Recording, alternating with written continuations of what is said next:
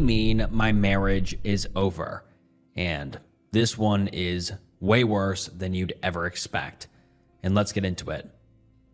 I, 29 female, have been with my husband, 30 male, for 7 years, married for 4.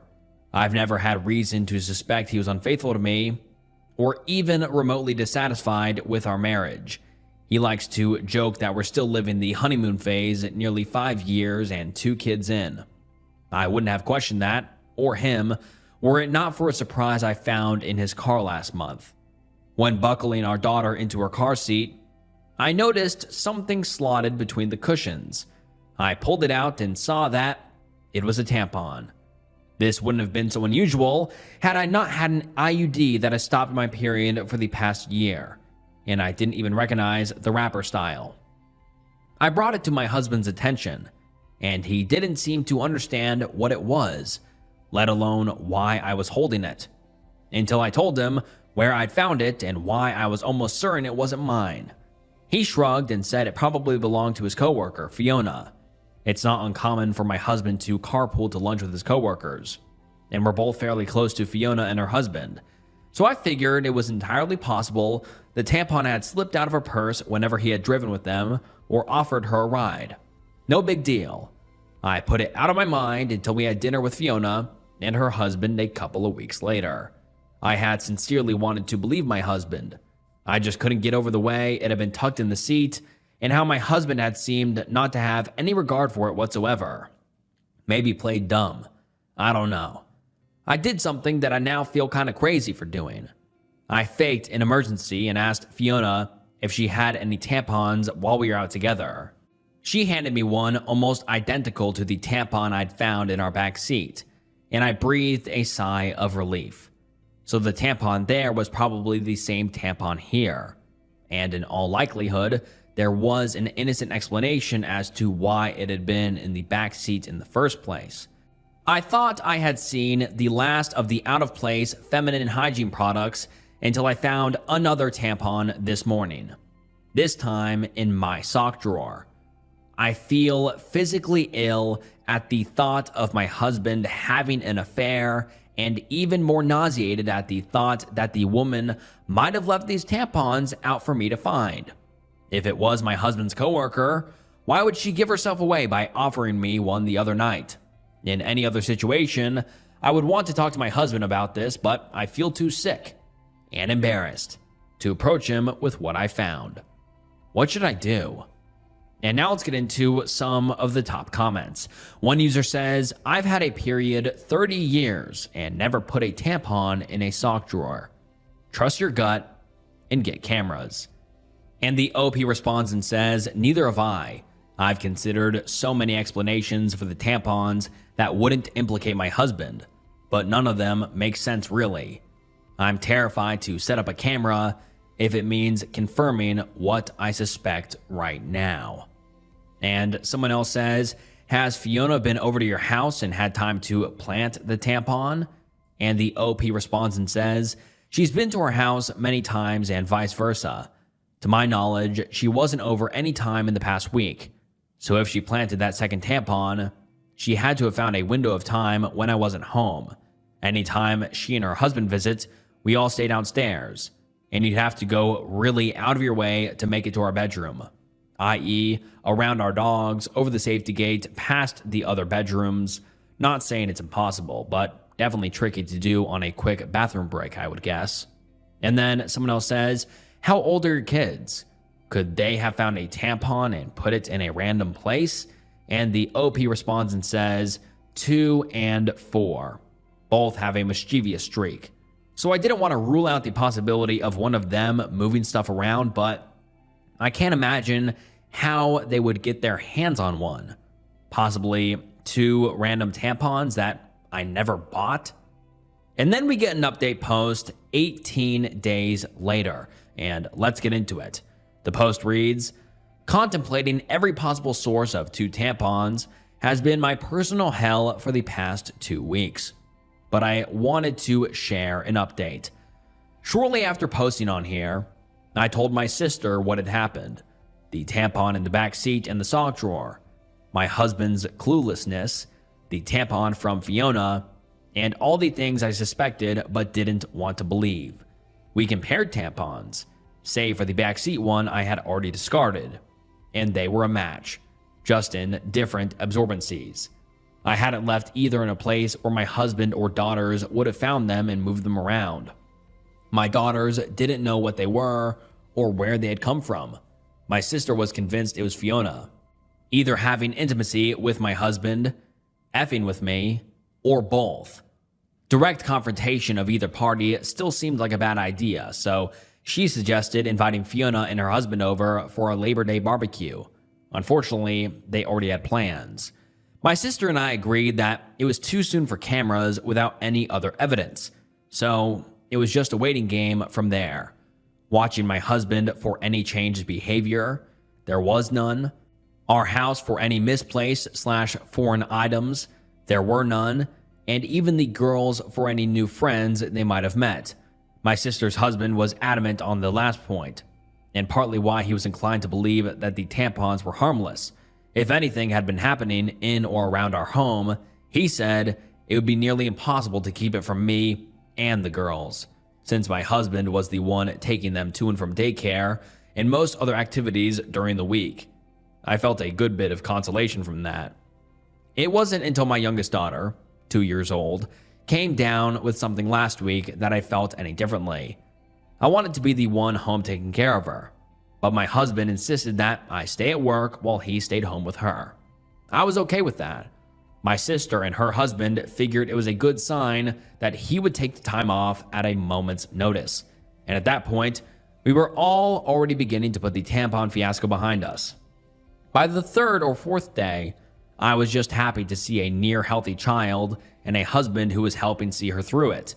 Toward the end of the week, though, I came home to something strange. The toddler that I'd left that morning in an old PJ set was now dressed in a onesie I had never seen before, with a tiny clip in her hair. I can't say I have the sharpest memory, but I have a pretty good sense of what my kids wear on a day-to-day basis, and particularly what kinds of clothes they wear. I'd sworn off the full-length sleep suits with snaps across the front long before we'd even had our second. The long snaps are just a pain in the ass and a no-go for efficient diaper changes, in my opinion. It's just not something I would dress her in. And my husband knows as much. He doesn't plan for or buy the girls' clothes, and he certainly doesn't accessorize them. So I was bewildered and kind of floored at the thought of someone around our sick child without my knowledge. I didn't think twice, and I went straight to my husband to ask if anyone had been over to see him or the girls. He seemed confused, like before, and asked me why I would think that. It had just been him and the kids all day long. I asked him again if someone had so much as stopped by to say hello, and he denied it. He told me to calm down. I might have lashed out and come forward with the accusations right then and there, but our older daughter was in the room, and she sensed something was up. In a calmer voice, I asked him a third time if anyone had been around our children, and my husband swore that the girls hadn't been around anyone but him. He also denied buying new clothes or doing anyone's hair. With our daughter in the room and my emotions all over the place, I decided to leave it. I couldn't make sense of it then, and it hardly seems clearer now, after I've driven myself half crazy with explanations that aren't adding up. And the OP adds some more context in the comments, and let's get into it. The OP says, to answer a couple of questions, my 2-year-old can only string together a couple of words at a time, and when I ask her about her time with daddy, or her clothes/bow, she answers based on the cues I give her. Example, who gave you that pretty bow? And she repeats pretty bow back to me, or mama/daddy over and over. My older daughter, almost 4, was at daycare that morning, and she can't recall anything different from that day. Doesn't remember the PJ change or the hair clip, so my guess is she was changed sometime that morning, but I'm not totally sure. I have a 45-minute commute to work, so stopping by for lunch isn't really feasible. My sister has been kind enough to leave work and drive past a few times here and there, and she hasn't seen anything out of the ordinary.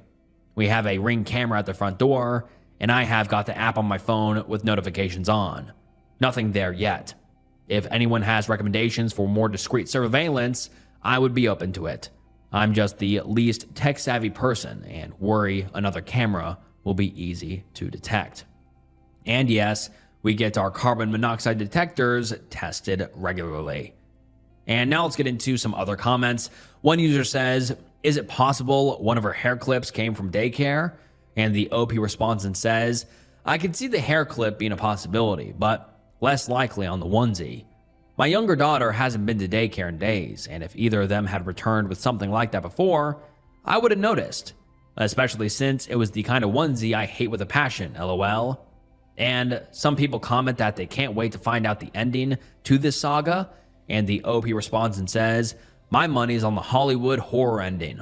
Hopefully dreamed up the dogs too, so I can finally stop picking up their imaginary shits and whatnot. And then we get an update 16 days later. And let's get into the update.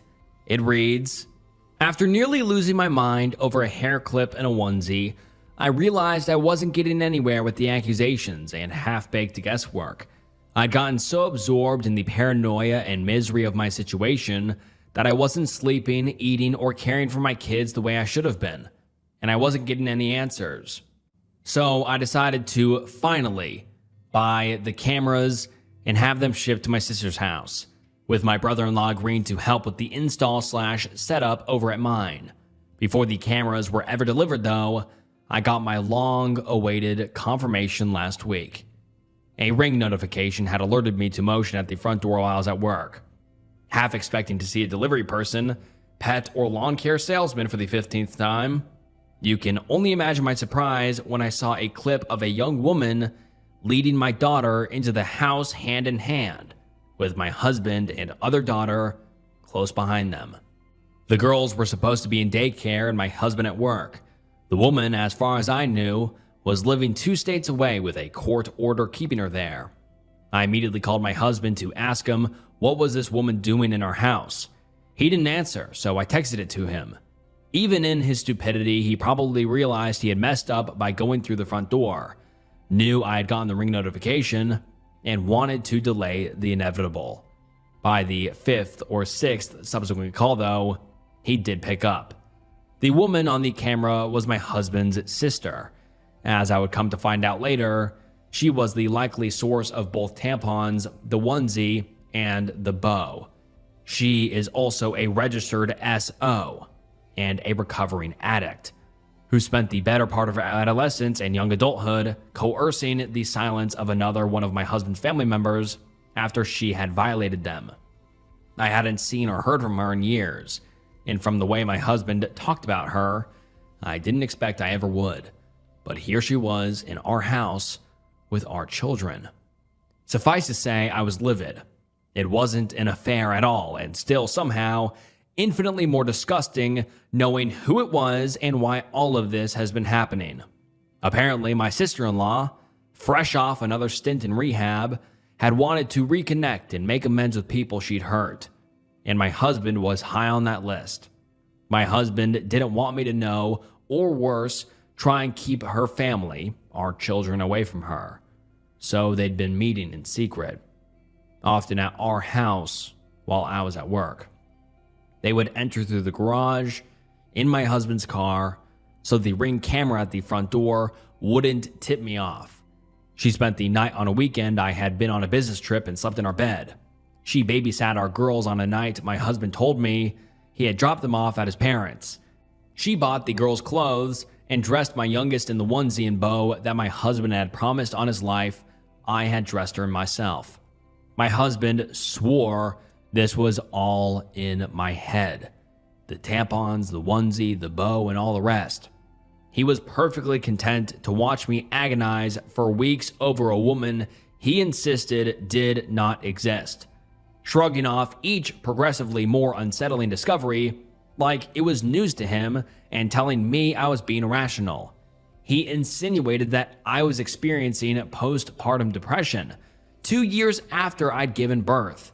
4 years after I told them that one of my biggest fears for motherhood was to suffer PPD like my mother had with me, to not be fully present for our babies and be left with a world of guilt and regret as they grew older. He told me I wasn't sleeping enough, that I missed the girls too much, that I needed to take a step back and reevaluate the state of my mental health. I gave him the benefit of the doubt because he was my husband, and because no other version of events made sense.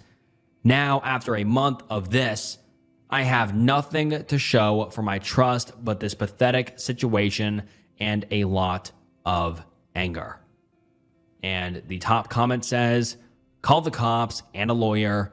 And the OP says, already on it. Believe me, we are going scorched earth on this guy. And this is the last we have ever heard from the OP.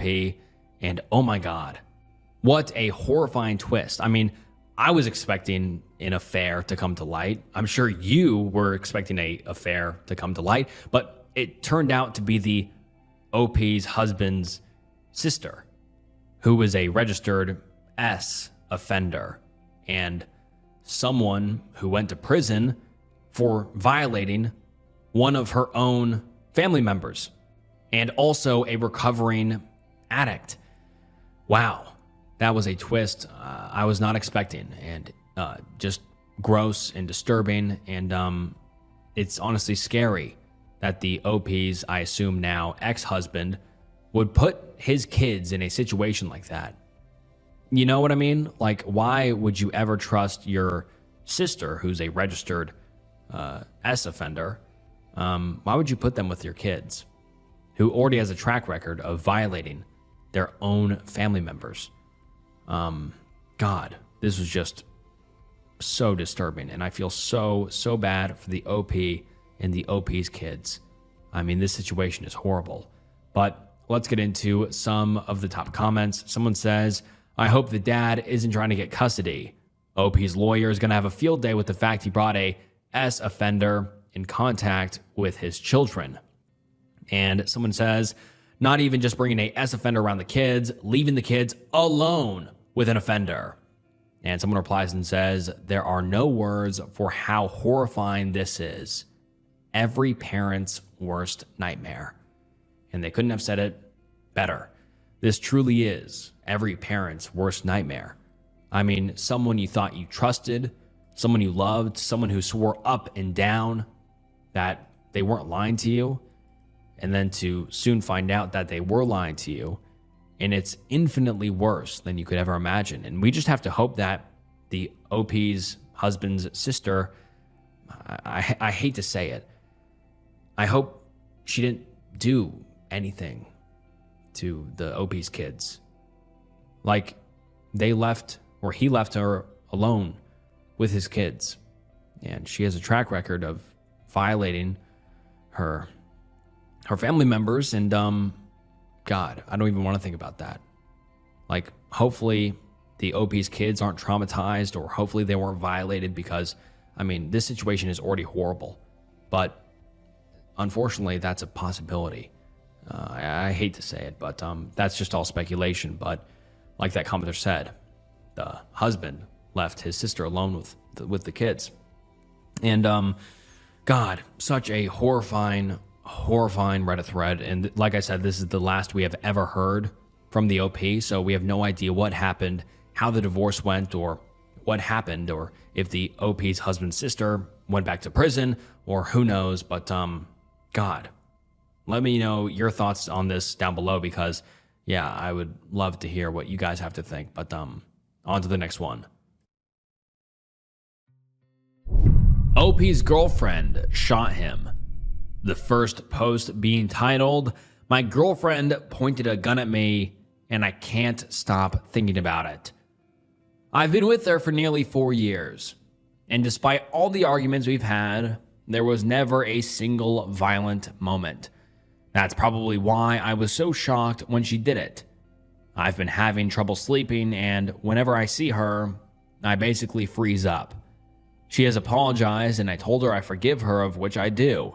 I really love her, but I don't know. Maybe I'm just overthinking, but what if next time she doesn't hesitate? I know Reddit really isn't the right place to say this, but I know if I tell my mom, she'll tell me to leave her, and I don't want that to happen. Sorry if this wasn't worded properly. My hands are shaking, and I can't think straight.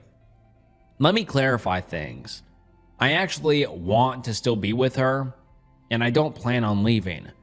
She's a really beautiful soul who has helped me through so much, including the traumatic experiences with my dad. She was with me all the steps of the way through therapy, and she helped heal me.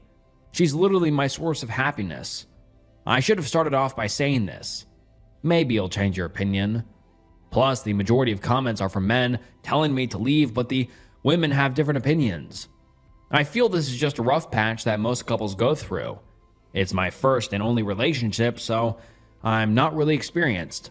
But I feel the women here would be in a better position to tell me the next step to take since they've probably been in my girlfriend's shoes at least once.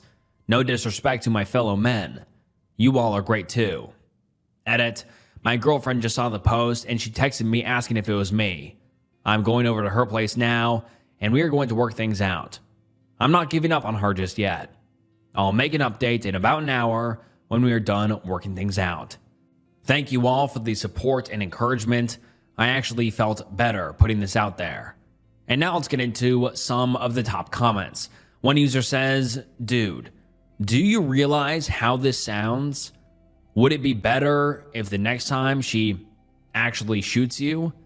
And the OP replies and says, "I know her and I know she won't do it again. I just need to find out a way to forget it happened." And another commenter says, "I'm sorry, but I think you are in an abusive relationship.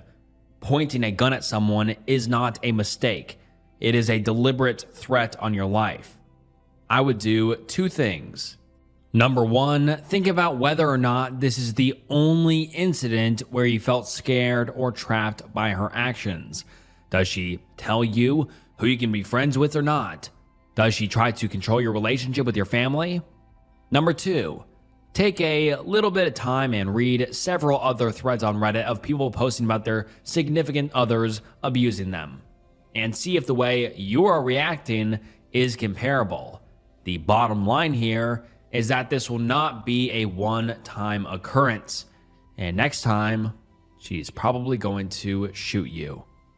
Good luck." And the OP responds and says, "It's not abusive. Everyone is blowing it out of proportion. It was just a one-time incident." And guess what? The OP comes back one day later with an update titled, "My girlfriend shot me after I broke up with her."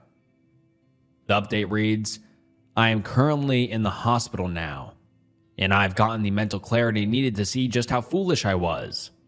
If not for the fact that I had friends here in Texas, I would have been dead. I'm just lucky to be alive." This is an update from the previous post. And now let's get into some of the top comments. One user says, "Please tell me she is facing legal consequences." And the OP says, "No, I don't think she will. That will be up to the prosecutor. I won't be pressing charges." And then the OP also says, "If I do, then I will go to jail as well. There's no way she won't bring me down as well." And that makes me think, did the OP do anything drastic before the OP's girlfriend shot him? I mean, like, why would you not press charges? And why would you go to jail as well if you are completely innocent? So that makes me wonder, did the OP do anything, that warranted being shot? Like possibly, making her feel threatened or whatever. I don't know. That's concerning. But then someone actually responds and says, "The fuck did you do that you'd go to jail for her literally shooting you? Bruh." And basically everyone says, please press charges, and people want the OP to elaborate. And this is a wild thread. And someone else says, "So based off your comments, it sounds like there is way more to the story. You say you'll go to jail to do, was she protecting herself? We clearly aren't getting the whole story. No one is just totally cool with being shot, not wanting the person to get consequences."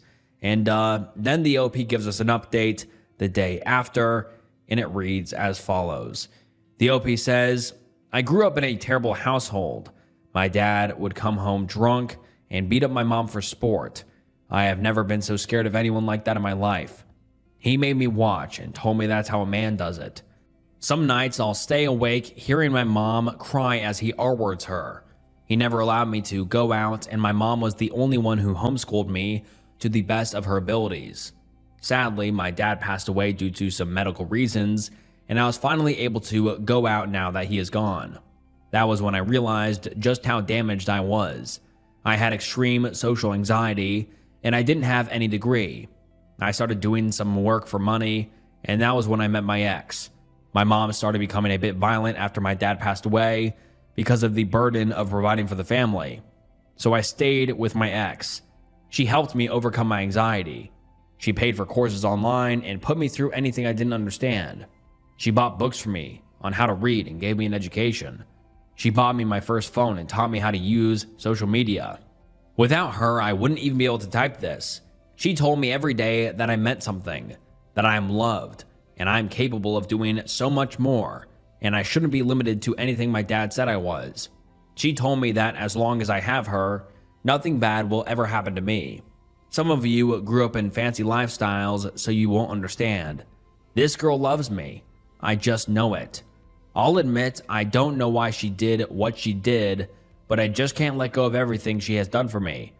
I'll keep listing everything she did for me until y'all understand. And wow, what a disturbing Reddit thread. And this is the last post we have ever received from the OP. So we have no idea whether or not he pressed charges, whether or not his ex-girlfriend, as he refers to her in this last update, went to jail, or what happened. But this is really, really disturbing. And we don't know what prompted the OP's ex-girlfriend to shoot him, because it clearly seems that way, that he provoked her in some way, because, you know, he's like, I would go to jail too if I press charges. She's going to bring me down as well. And so who knows what happened? I mean, I really wish we had an update on this, but, you know, we just have to wish for the best for the OP.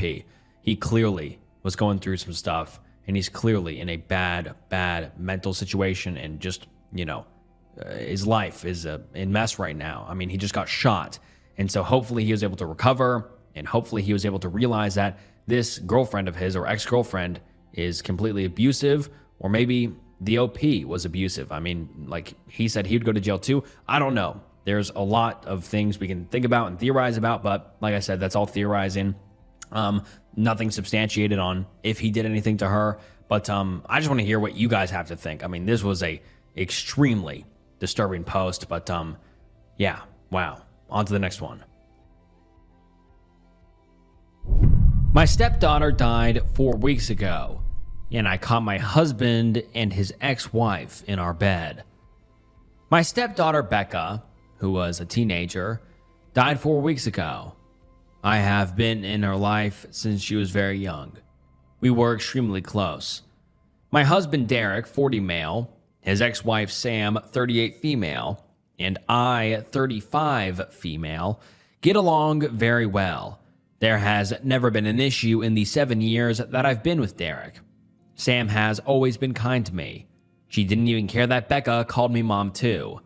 Right after Becca's passing, Sam had so much anxiety and depression that she was unable to be by herself. She has no family besides us, so we invited her to stay with us. Sam hardly leaves the house.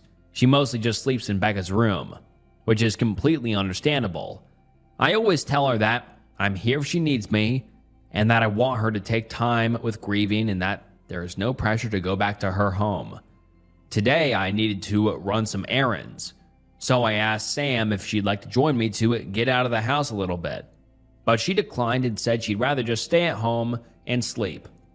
I told Derek that I was leaving and that I would be back in 2-ish hours. He works from home. I also told him to check on Sam every once in a while, and maybe try getting her to eat something. After stopping at the post office, I realized I forgot my library book that I needed to return, so I went back home to get it. As soon as I walked in the door, I heard moaning coming from mine and Derek's bedroom. I immediately knew what was happening, and my heart completely broke in that moment. I wasn't completely sure what to do, but I ended up deciding to confront them. So I walked to the bedroom and opened the door and began yelling at them both.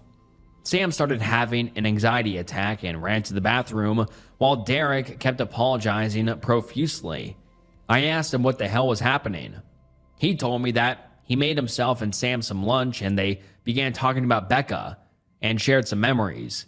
And then Sam ended up kissing him and he didn't pull back. And then it ended with them in our bed. They're begging me to understand that it was just grief that caused them to become intimate and that they both made a mistake. I don't know what to do. I love this man and I love Sam. I am heartbroken that they did this to me and put me in this position. I feel so stuck. And now let's get into some of the top comments. One user says, that would be a hard no for me. I understand grieving, but how is this excusing cheating? What happens next time he is sad?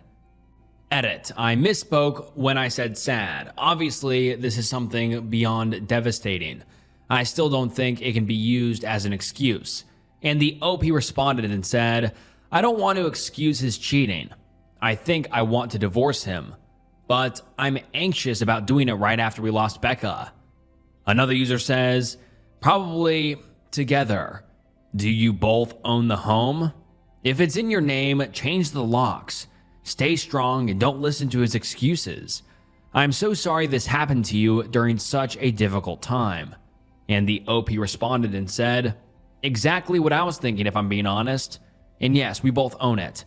When I told him to leave, he kept saying sorry and then said that he would leave and respect me wanting him gone for a while.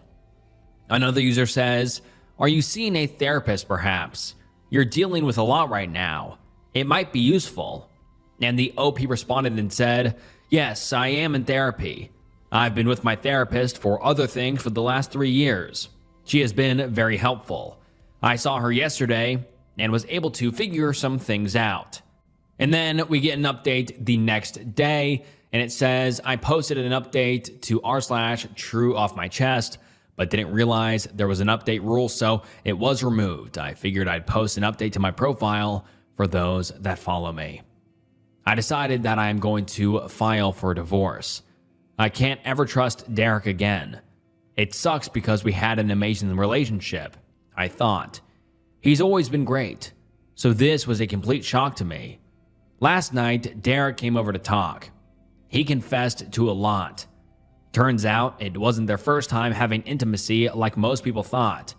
They've been having intimacy since 3 months before Becca died. I am completely shocked and heartbroken. Sam also reached out last night and thanked me for everything I've done for her, and told me she was sorry. I didn't respond. I blocked her. I did so much for Sam and considered her a friend, so this hurts a lot, more than I can handle. This is all too much. As hard as this is going to be, I need to leave Derek and cut them both out of my life. I am ready to do so. I am done. Also, some people are saying I deserve this because I should have known better than to let Sam into our home around Derek, but you need to understand that I'm a giving person. I trust people more than I should. I truly thought Sam was an amazing person. I know it's unusual to become friends with your husband's ex-wife, but it's just how it went for us and I shouldn't be blamed for what happened. Thank you to everyone who commented nice things and for the kind messages. You've all been helpful during this insanely difficult time. I appreciate it. And now let's get into some of the top comments. One user says, out of curiosity, what are his excuses for cheating? Those two are going to be in a world of hurt once the guilt settles in. They are going to be asking themselves why it had to be Becca and will eventually come to the conclusion that it's their punishment for what they've done to you. I can pretty much guarantee you that. And the OP responds and says, he told me that they just accidentally reconnected one night when I was away at my mom's. He was stressed we weren't conceiving and were having miscarriages. So he then vented to Sam. And then somehow that led to intimacy. It seems so icky to me. How can he vent about our struggles like that and then go and have intimacy with Sam. It's just awful of him. I don't understand it. And another user says, I'm so sorry. You did nothing to deserve this. Not now and not 3 months ago when it all started. I thought that this wasn't the first time, but 3 months is terrible. I will never understand the reasoning behind a person who cheats. I thought I saw you comment that your mom is coming to be with you. I hope she just gives you the biggest hug. You just need people who love you to be around you right now. I'm so sorry that you lost Becca, and now you don't even have Derek to grieve with. It's all just a horrible thing. I really hope you can find a good lawyer to help you with everything, so that at least that piece is something you can see progress in. And the OP responds and says, thank you so much. I'm so glad my mom is able to stay with me for a while. And I have lots of friends that have been coming by to check in on me too. All this sucks, but it's definitely shown me that I'm cared for and loved. And then the OP gives us an update 2 days later, and let's get into it. It reads, I'm getting lots of questions about some things, so I figured I'd answer a few of them. Have I told anyone about what happened besides my mom? Yes, I told a few friends and some family members. Most of them are supportive of my decision and aren't speaking to Derek. Where is Derek staying? Currently, he's staying at a hotel. Our friends refuse to let him stay with him. He's lost a lot of people due to his awful decisions. Has he tried fighting me on getting a divorce? Yes, he begged me not to file for divorce. But when I told him I needed him to just let me go, and that I was just too exhausted to fight him on this, he let it be and agreed to get in a divorce. Why isn't Derek staying with Sam? He told me he didn't want to continue to hurt me, so he told Sam he was done with her for good, and that they have no reason to speak to each other anymore. I have no idea if that'll last, and if they'll just end up together. But I truly don't care what they do anymore. I just want peace. What was Derek's excuse for cheating? He told me that they just accidentally reconnected one night when I was away at my mom's. He was stressed we weren't conceiving and were having miscarriages, so he vented to Sam. And then somehow that led to intimacy. Disgusting of them both, I know. Feel free to ask anything else, and I'll try to answer. Thank you everyone for your support and advice. And now let's get into some of the top comments. Some people ask the OP on what happened to Becca, and OP says, it was very sudden. She died in a car accident when she was with one of her friends and her friend's parents. And then some people ask the OP on her husband's parents being supportive or not, and if they know about his cheating. And the OP responds and says, I get along with Derek's mom very well, but he's also a mama's boy, so it's kind of complicated. She will always be there for him. He'd stay with her if she didn't live across the country. She knows what he did and told me she had a talk with him, but said that he's still her son and she'd help him with anything if he needed it. I'm thinking I need to cut her out of my life too, which makes me really sad because we are close and talked on the phone almost daily. And then some people ask the OP on if she has children with her husband. And the OP says, we have had 6 miscarriages total. All of them were in the first trimester. And then the OP gives us some more updates, and let's get into it. The post reads, I just found out that he is staying with Sam and not at a hotel. He told me it's too expensive to stay at a hotel, and Sam is the only one that'll help him right now. I had a weird feeling this would happen. Just knowing that they are still probably sleeping together hurts my heart. I talked to a lawyer this morning, and we are proceeding with the divorce, and Derek agreed to it. It's actually happening, and I feel some relief that he's not fighting me on this. My mom leaves on Sunday. I'm scared to be alone, but I go back to work on Monday, so I'm hoping it'll be a good distraction. I'll keep updating if anything else happens. Thank you, everyone. I am so grateful for you all. And now let's get into some of the top comments. One user says, OP, how did you find out he was staying at his ex's wife's place? Anything he says should be taken with a grain of salt. He is not true to his words and going on contact with Sam. And the OP responds and says, he texted me this morning after we talked to lawyers and said he just wants to be honest with me. I told him to stop giving me updates on what he's doing in his life, and that is not something I need to know. It seems like he wanted to tell me to hurt me. And then someone asked the OP on how she is doing, and the OP responds and says, "Thank you. I'm doing a little better today. My mom and I went on some nature walks and went out into the garden this afternoon. That helped. Becca loves gardening with me, so it made me feel closer to her." And then we get another post the next day titled Becca's Diary. And this reads, "I decided to go through some of Becca's stuff today. I just found her diary in a box in the back of her closet. Would it be wrong to read some of it? I feel like it would help me feel closer to her, but part of me feels like it's wrong too. I haven't told Derek that I found it either, and I'm unsure if I should tell him. What would you do?" And now let's get into some of the top comments. One person asked the OP on if she was closer with Becca prior to her sudden passing, and the OP says, "Becca and I were very close. It felt like she told me anything and everything. But I honestly think all parents feel that way about their kids, so I'm kind of nervous to read it." And then we get another update 4 days later, and let's get into it. It reads, "I figured it's been a few days, so I should give a little update. My mom is leaving in a couple of hours, so I'll be alone. I'm kind of nervous about it. She helped me stay distracted and kept me going. I don't know how I'm going to handle her being gone. I go back to work tomorrow. First day back since Becca passed away. I'm looking forward to it though because it'll keep me distracted. Also, I did read some of Becca's diary. It made me love her even more. She was such a sweetheart. I went back a few months and saw that she noticed some weird behavior between Derek and Sam. Didn't mention that she knew of the affair, but she just wrote that she thought it was kind of strange that they all three would hang out more than usual, without me. I might read more, but so far, I haven't found anything that's disturbing. Just her being a teenager and talking about crushes, fights with friends, happy family memories, etc. Tomorrow, I'm also talking to my lawyer, so I might have more updates on that. Thanks for the continuous love and support, everyone." And then the OP comes back a week later with an update titled Last Update for a While, and let's get into it. The post reads, "I started randomly getting a lot more messages/comments, so I figured I'd do another little last update.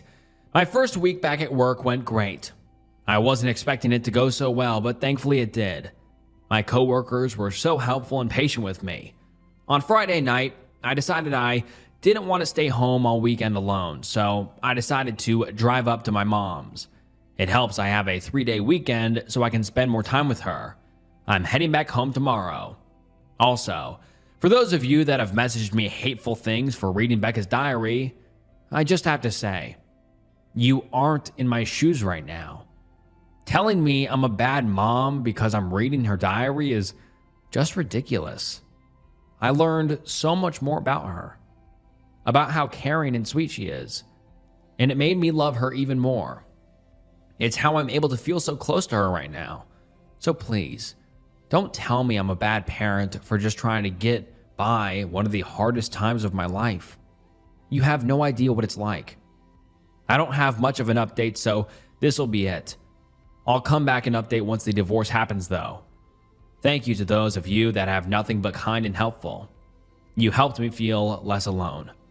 I will forever be grateful." And then the OP comes back 5 days later with a post titled, "Sam saw my Reddit post and is threatening to sue me." The post reads, "Sam made a fake Facebook profile to message me and tell me she wants to sue me for telling strangers about what happened. Derek supports her apparently. I don't need this. Am I not allowed to vent about my life to people online? I just want life to get better. I am so tired. F you, Sam. F you, Derek. Edit, Sam is in the comments and messaged me on here too. I blocked her." And now let's get into the top comments on this. One user says, "She can if she wants to, but overall, why is she so upset for a problem she single-handedly started by deciding to sleep with the same man who was already in a relationship? In a married relationship. Whatever she does, she should think things through so she doesn't F up just like she did when she thought she could get away with sleeping with Derek. As for Derek, He is supporting her for the same reason he turned to Sam for help: a place to live and a woman to use. Sam and Derek deserve each other. They were both toxic to begin with and overall just disgusting. Sam, Derek, if you see this, and I really hope you guys can see this so you guys can get the effing point of all of this through those thick heads of yours, Becca would have been very disappointed in your actions for going behind her and OP's back for months. I'ma just leave it at that because I don't want to risk getting my account banned for something I know I won't regret saying. OP, I do hope you are finding a way through this and venting to strangers, and this is a normal writing it down or talking to a friend about it. I hope you're on your path to finding peace through this. And then the OP adds some additional information, and the OP says, I just ignored her. It might be an empty threat just to make my life feel harder, but I'm unsure. This is in reference to the message that Sam sent her, and the OP says her message said, quote, so I was scrolling TikTok and ended up on an account where they read Reddit posts, and guess whose post they read? Yours. First you tell your friends and family, and then you go to a bunch of strangers and tell them our life story. I can't believe you. It isn't just your business to tell. Becca would be so disappointed in you. Be prepared, because I think I'm going to be suing you for this. This was no one else's business. You did this to yourself. Remember that. I'm actually baffled. She thinks Becca would be disappointed in me. WTF. And then we don't hear from the OP for a little over a week, about 10 days, but 10 days later, the OP comes back with a heavy, sad update. It's titled, I don't think I can do this anymore. The post reads, I have been as strong as I can, but I have been really struggling. So much is going on and I'm just so tired. How can I keep going? I just want to be with Becca. I miss her. I miss her smile. I miss her laugh. I miss how she tried to make you laugh when you were sad by telling dad jokes. I miss how she liked being in the garden with me.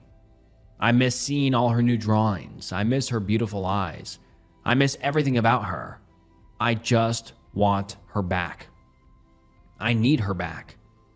Edit. I am okay. I just needed a space to vent. I was getting so many messages asking if I'm all right, and I just wanted to say thank you to those that reached out. I am okay. I will be okay. Some days are harder than others, but I think I'll get through this. I am so grateful for the little community I have here. Thank you all so much. And then we get an update 1.5 months later, and this one is titled, Sam committed S-word on June 20th, 2024. The post reads, Sam ended up committing S-word on June 20th. I am still trying to process everything. She had hurt me deeply, but this isn't something I wanted whatsoever. And Derek blames me. I feel so many things and I'm going to be away for a while again, but I wanted to update you all.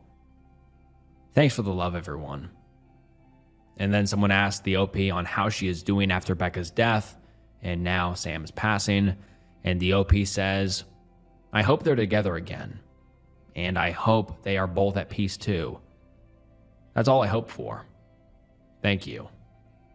And then the OP posts 5 days later, titled, Taking a Break from Reddit and Going on a Trip in a Week. This one reads, Well, I'm doing it. I'm taking the advice that so many of you had. I'm going on a trip since my job doesn't need me till the middle of August. I was so lucky I had my mom come stay with me a lot, and had my best friend come stay with me when my mom couldn't. But I felt like I was asking too much of them. So I decided that maybe traveling might actually be a good idea. In a week, I'm going to Norway. Becca and I always wanted to go there one day. It was on our bucket list. I'm actually excited. I'm also thinking of getting a pet when I come back, but might wait till the move. Thank you to those that recommended I do this. Becca would be happy I'm doing this. She'd be so thrilled for me. You probably won't hear me for a while. I'm taking a long break from Reddit and all my social media. I think it's best for me, but just know I love and appreciate all of you that have been there for me. I would have been so lost without some of you. Yours truly, Alyssa. And then we get an update 3 months later, and let's get into it. It reads, "Hi everyone. I haven't been on here in so long. I got so many messages asking me to do an update, so here it is. Norway was absolutely breathtaking. I had so much fun and met some amazing people while I was there. I plan on returning in the future for sure.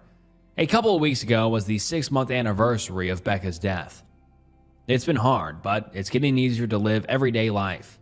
But it also pains me to say that because I feel guilty for moving on and healing. I don't know if that makes sense. Maybe it does to those who have also lost someone close.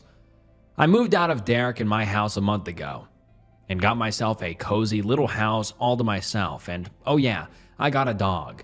His name is Charlie, and he's a darling little Cavalier Spaniel.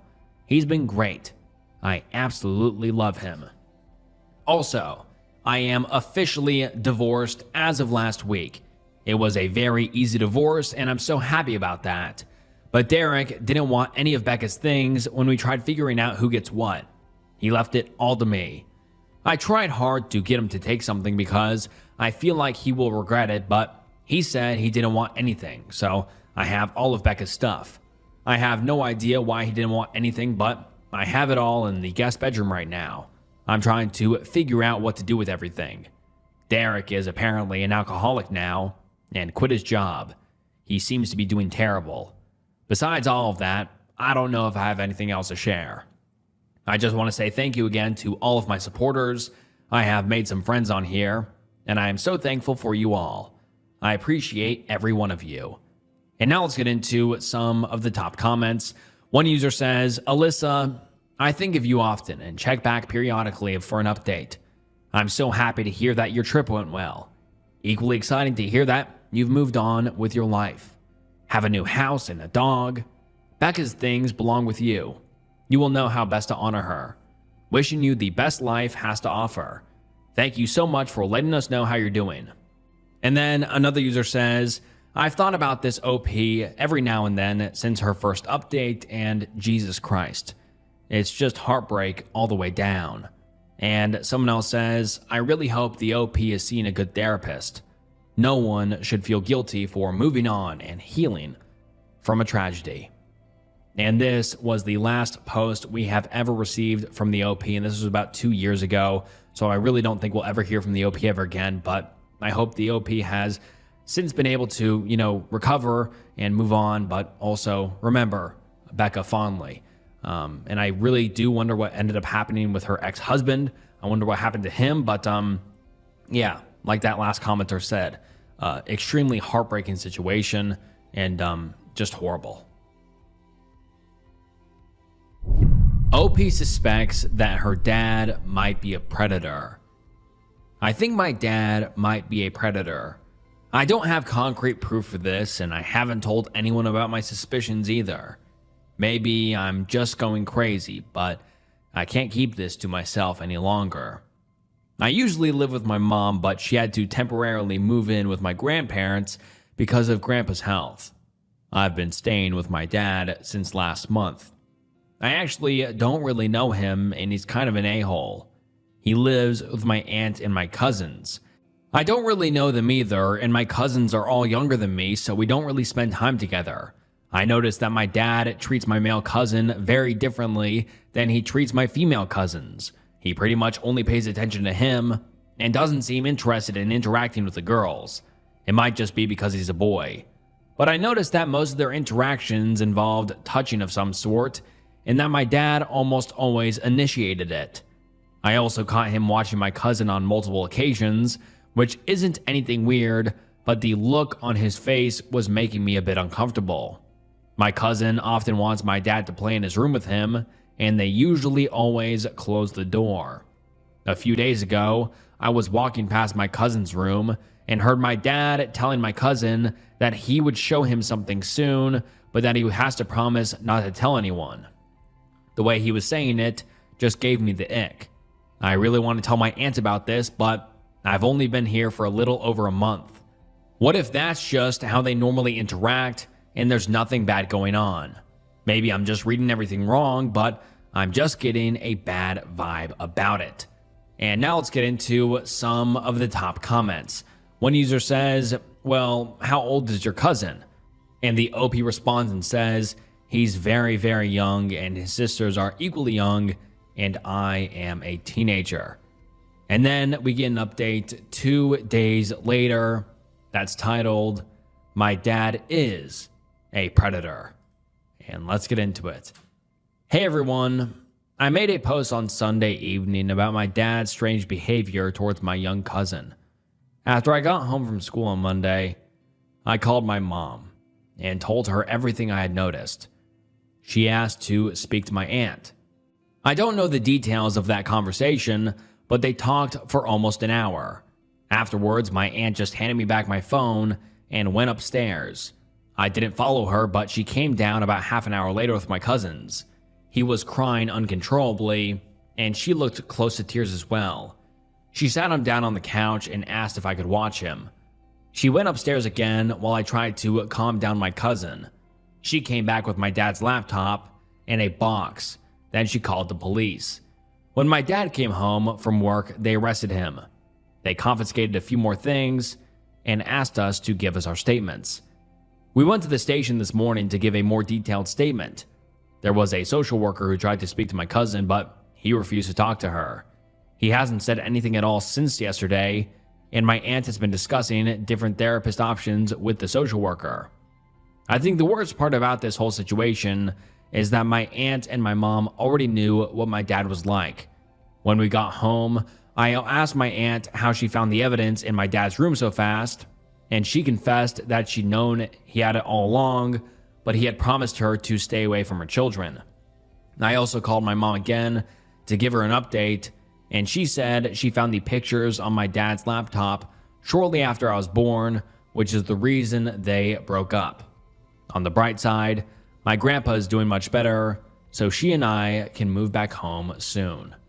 And this is the last update we have ever heard from the OP. And now let's get into some of the top comments. One user says, I'm baffled. Both aunt and her mom knew he was a predator and thought somehow their kids were still safe with the guy.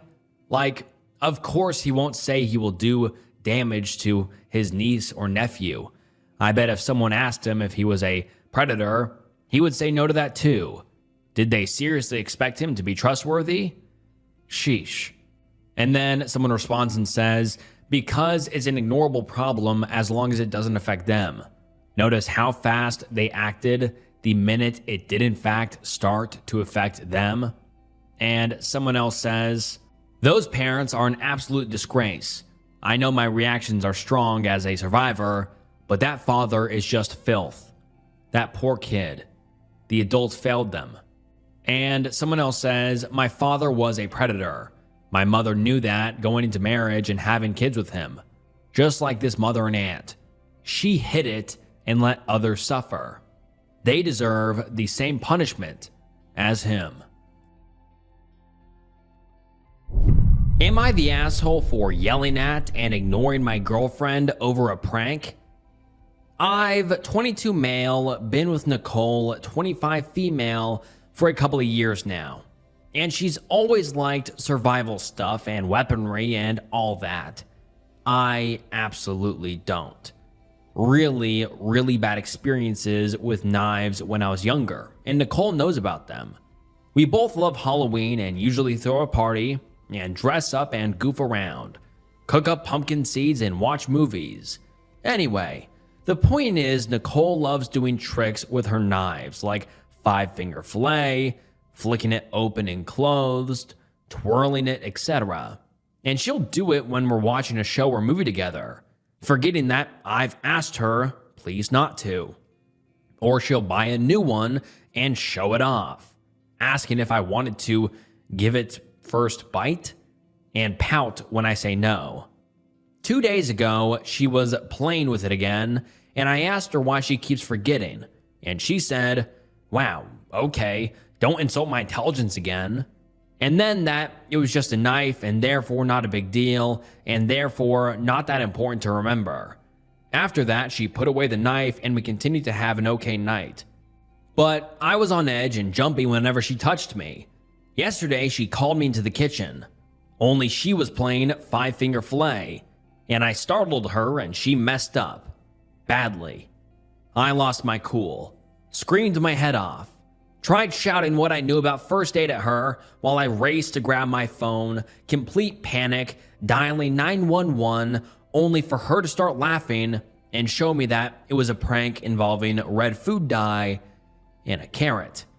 She had a nice laugh about how I would have known it was a joke if I wasn't so squeamish about knives, that it's proof I need to get more comfortable, that anyone with passing knowledge knows that it doesn't look like that when something like that happens.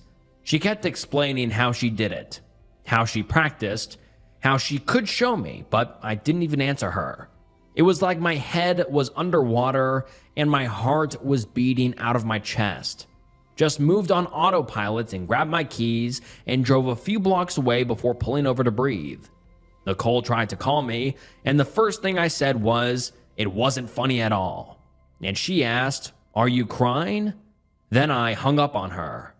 She kept texting me, saying she was sorry, that she didn't think I'd react so badly to a joke, that it just meant to be a good fun in the Halloween spirit.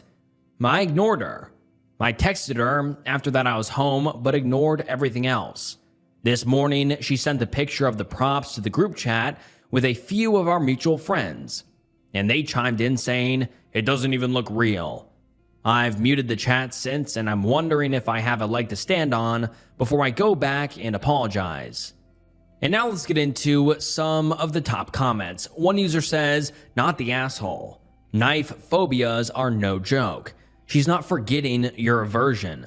She's being abusive. First bite? I think she might have a blood and blade fixation. Fidgeting with knives all the time? I knew a couple guys like that in the 90s, and they were pretentious, insufferable tools who thought they were tough guys. Gods, this gal is traumatic. That's hit some pretty deep anger on your behalf. It makes me want to yell at her and her bad friends. I'm really sorry you are dealing with this. Do not apologize. Get out. She does not respect you." Someone else says, "Not the asshole. Nicole is not a nice person. She repeatedly ignores your boundaries, and this was not a prank. It was a deliberately cruel action to make you think she was hurt. She needs therapy, to give a sincere apology, and do better with your boundaries. Or I would end the relationship with someone who was so cruel and selfish." Someone else says, "Not the asshole. Saying is a prank isn't a license to do anything you want to." And she asked, "Are you crying?" This triggered me. And finally, someone else says, "Why are you dating someone who repeatedly exposes you to something you're traumatized by and doesn't care how hurt you are by it?" And then the OP makes a further update a few hours later that says, "It's overwhelming how much of a response this got, and I tried to read all of your comments. Some of them made me laugh, some warmed my heart, others had very hard truths that I still needed to hear, no matter how raw it left me. There are a lot of repeating questions and assumptions. First, we don't live together. At this point, I don't think we ever will. Second, I stayed primarily because the good seemed to outweigh the bad. You remember the negatives more than the positive. So obviously I just had to remember her positive qualities instead of being swayed by my focus on the bad times. Plus, it was always almost perfect after we had a fight, and I just assumed the boom and bust cycle was normal. I didn't know Nicole liked knives at first. A mutual friend, Crystal, who was in the group chat, and I met Crystal during a community college course, introduced us as I was new to the area, and at first Nicole and I hit it off as we had a lot of shared interests: music, art, outdoors activities, going antiquing, wine, food and cooking, just a lot of things. We started dating and eventually went on a camping and hiking trip, where she used a knife to split some kindling and she was being dangerous with it. I remember telling her to watch out, and she asked me to relax because she, quote, did it all the time. She asked me if I wanted to do it myself, and I admitted I really didn't like knives. Later in the trip, we drank by the fire and talked, and that's when I told her about my trauma. She promised to protect me, and I remember that exactly because I had the mental image of her fending off a mugger, and I joked that she was my hero. My trauma has been brought up after that point, and neither of us were drunk at the time. My knife issues typically don't impact my daily life, except to make me more apt to be very slow in the kitchen when chopping things. It doesn't seem like abuse, especially when we're good. When it's bad, it's really rough. I don't have really any other baseline, as I was a late bloomer dating-wise. My dad always said that you should both give 110% in a relationship, but everyone argues. I thought working through the rough patches was normal. That's also why I was preparing to apologize, because it takes two in an argument, so I am responsible as well and need to apologize for my part. In this case, ruining the night with my reaction.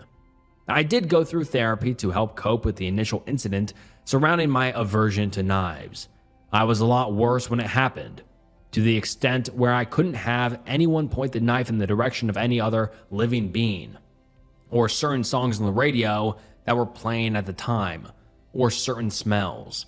I've made progress, but clearly not enough to stay with her and deal with her fidgeting with the knives. I will admit to backsliding a bit, in that I seem a lot more anxious when I stay the night and can't stay asleep, or having more nightmares, which is why I believed her when she said I was overreacting. Also concerning the fidgeting, it's not a constant thing. Sometimes she'd go weeks without pulling the knife out. Sometimes she would complain that I only focus on the fact she had used the knife versus how long she had abstained, which seems reasonable to point out. And then we get an update the next day, and let's get into it. It reads, I have no idea how to go about this, but I don't think this would be appropriate to post in Am I the Asshole per their rules, plus it's really long. So here is an update of sorts to this post. A lot of the conversation is paraphrased with quotes that stuck in my mind.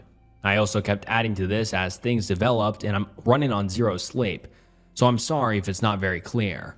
I did reach out to Nicole again yesterday to talk, and I went with the intention of standing my ground and explaining things so she could understand my side.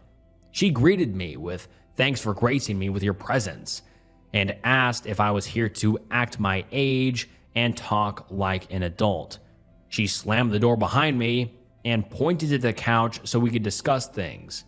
Nicole opened with my reaction was unreasonable and completely out of line considering the situation.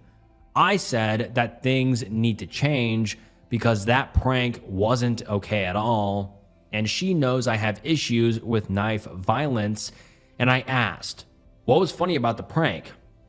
She interrupted me and said that ultimatums aren't part of any relationship, so I said, I don't think this is working out for us. I don't think we're happy together. Nicole froze at first, and I started to explain that the knife thing and our respective stances being so different is not fair to either of us. But she repeatedly asked, so you're going to break up nearly 3 years just because of this? I tried to tell her it was more than just this. It was everything else. It was that she keeps forgetting and triggering me, that she loves playing with them, but it upsets me. But she started talking over me and yelling that apparently I think she's an idiot, and that I'm the best actor in the world because she never knew I felt so horrible, and that maybe I should call the cops on her for abuse. She grabbed her cell phone and offered it to me again and again, saying, go on, call. But when I said we just needed to talk, she interrupted with, no, you won't, because you know, I know, we both know, no cop is going to arrest me for a joke. Also, I'm not very tall, 5'9", and she's only 5'6", but she was standing right in front of me while I was seated, so I couldn't get up without moving her. After throwing her phone on the couch next to me, she stormed into the kitchen, shouting that she should get rid of all her knives because I'm so terrified. she threw a few into the sink and then the whole block of knives into the trash, the whole time asking, "What about this one? Too sharp? Too scary?" When I flinched at the noises, she said, "Oh, do you feel threatened? How do you think I feel when I have to defend myself against your feelings?" Nicole told me to quit crying, that I can't just use tears to manipulate her, and mocked me when I said, "Please stop." She said she has to walk on eggshells because she has to deal with a boyfriend that can't handle a single joke without running off into the night. It's not hard to not overreact. Literally just think before you go crazy. It's that simple. And that it's ridiculous that a grown man can't handle a knife or a gun, and I refuse to let go of my victimhood because, quote, "anyone normal would have gotten over it by now. It's been nearly 9 years." She called me stubborn and childish for picking this hill to die on, that I'm not innocent. It's not fair that I'm allowed to ignore her for hours, but she can't have a little fun. And is my ego really that big? It's sickening that I don't trust her or think she's smart or skilled enough to handle a knife properly, and it's sexist and fanalizing and insulting. At some point, I said I think I need to go home, and it was like a switch. And she said, "Please stop crying. I hate when you cry." Joked, I think, because she laughed. "I guess hibachi dates are off the table, huh? And I should probably take the knives out of the trash now, shouldn't I?" She apologized and said, since it means so much to me, she'll put in more effort. She admitted that I'm such a sensitive guy that if she stopped doing everything that made me uncomfortable, she wouldn't be able to do anything. She pointed that I cried watching My Girl the other day as proof that I'm overly emotional, and it made sense that she thought I would just be in my normal self. But she was sorry for not realizing sooner. It was really upsetting me. She promised she would do her best not to bring the knives out when I'm around. Nicole hugged me and told me to let go. We can get through this. There's nothing we can't get over. And asked for a chance to start over. Fresh start tomorrow. No more jokes. It's stupid, but I just said yes. I wanted to go home, get out of her house, and leave while she was still acting nice. And I didn't hold my ground. I feel like an idiot and a coward. I got home and puked and couldn't get to sleep again. Today, Nicole came and dropped off lunch and coffee for me, gave me a kiss, and said she loved me. And all the old ladies in the office were gushing about how cute we are together. I'm going to reach out to one of the guys I'm closer to and the friend who set us up to find out when Nicole got so into knives, because I remember about 7 to 8 months in, it was shortly after the camping trip, and it was Nicole's birthday that she asked for a specific knife as her present. So, at least then, but I can't really remember there being anything else major before then. I'm going to break up officially with her tomorrow with one of the guys if possible, so I can get my stuff from her place. And let's get into some of the top comments. One user says, "OP, that is a completely unstable reaction. Also, her toxic masculinity is over the top, and you do not deserve to be treated that way. I'm so sorry she scared you like that, and that she thought it was okay, and you just overreacted. You did not overreact. Your feelings and trauma associated with them are completely valid, and she sounds like a hateful, unkind person. Please do not go back to her unless someone else is there with you, and stay safe. Sending you hugs. You got this tomorrow. You are a strong person." Someone else says, "She is completely unhinged. There aren't enough red flags for how she acted, and she honestly needs some professional help. She used fear to keep you around, and that is never healthy. I would not trust being in the same room as her. Seriously, run far away and don't look back. It's not a joke if it stirs up past traumas.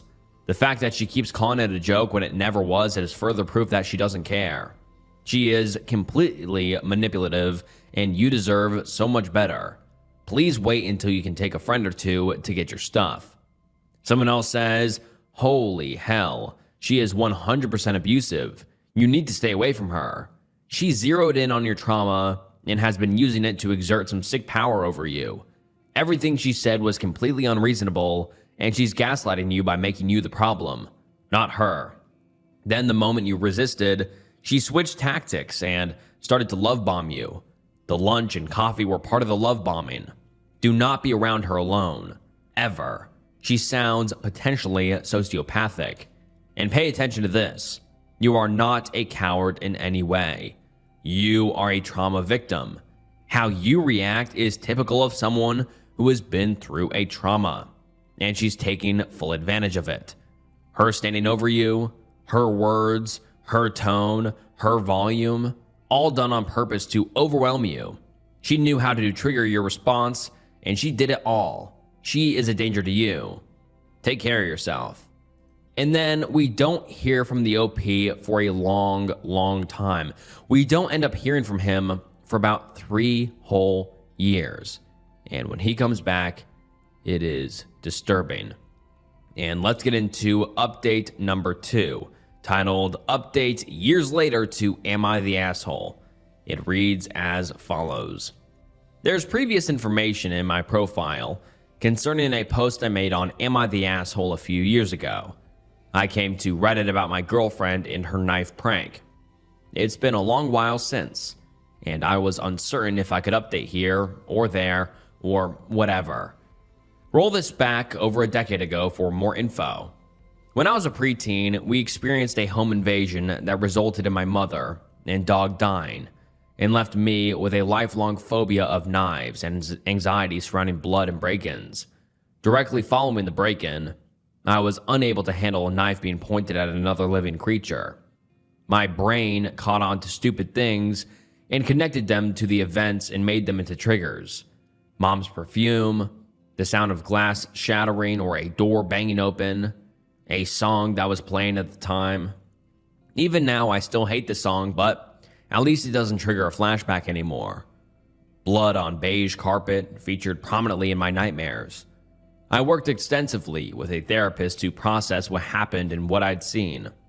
Recovery took years of therapy, weeks of inpatient care, medication to help with the nightmares, PTSD, depression, and anxiety. We sold the house as soon as we could. I moved out of state as soon as I could. I kept up with therapy and continued to take my medication. My aversion to knives became somewhat minor in how it had impacted my life. I was careful in the kitchen, and I certainly didn't search out knife-throwing competitions, but it was under control in my daily life. It helped that everything seemed to be coming together. I made new friends. I was balancing work and school. I just met the girl who'd become my first long-term adult girlfriend.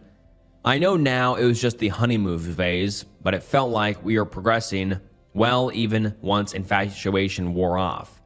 We stood together through highs and lows and the mediocre middle ground when there's nothing exciting, just the mundane. I thought that was the marker of a steady relationship, to be able to stick together even after the excitement of a new relationship has faded. We went on a few trips together, driving across state lines to meet her family or flying back to see my dad. One of our trips, we went camping, and my fear of knives got brought up. That led to the break-in getting brought up. She seemed to care at the time, even promising to protect me if something ever happened and offering to help install a camera in my apartment. After the camping trip, I don't know if it was always there and I noticed it more after or what, but she started to be more obviously into knives, practicing tricks in front of me, showing videos to me, starting a collection. She even asked for a knife for her birthday that year, showing me exactly which one she wanted. Before, she was into camping, into guns, which ironically I have zero issues with, and how to forage, make shelter, purify water, basic survival skills, and artillery and tanks. She did multiple courses about military history in college, and busted out the textbook sometimes if she remembered something she thought I would find interesting. But suddenly, it seemed like her focus was on carving and skinning animals, on knife wounds and tricks and collecting and displaying knives. She started doing the tricks more often, in front of me, even when sitting next to me on the couch or at the dinner table. She would gesture with the knife without thinking, and even pointed at me, Again, one of my major triggers being knives pointed at people or animals. She started sending me videos of news clips or other break-ins, or news reports of robberies ending in murder, between a bunch of other funny videos or pictures. So checking Snapchat became a game of Russian roulette. If I didn't check the links sent through text, she'd keep sending them and ask what I thought. She'd forget she had the knife in hand when she came up to me, sometimes from behind. My nightmares came back. My anxiety got worse. No matter how often I reminded her to please stop playing with the knife in front of me, or at least not next to me, she would always forget after a little bit. Some part of me refuses to believe there's no way she risked hurting someone just to unnerve me. It came to a head when she pulled a prank where she pretended to lose a finger. We had a huge fight, our biggest one yet. I wish I'd acted differently and hadn't stormed out, but I did. There was a lot about my time with Nicole I would do differently in hindsight. I was so sure I'd just break up with her for good. I don't know why I didn't stay broken up with her. When I did at first, I did it alone because my friend Jack rolled his eyes and called me a pussy for wanting back up.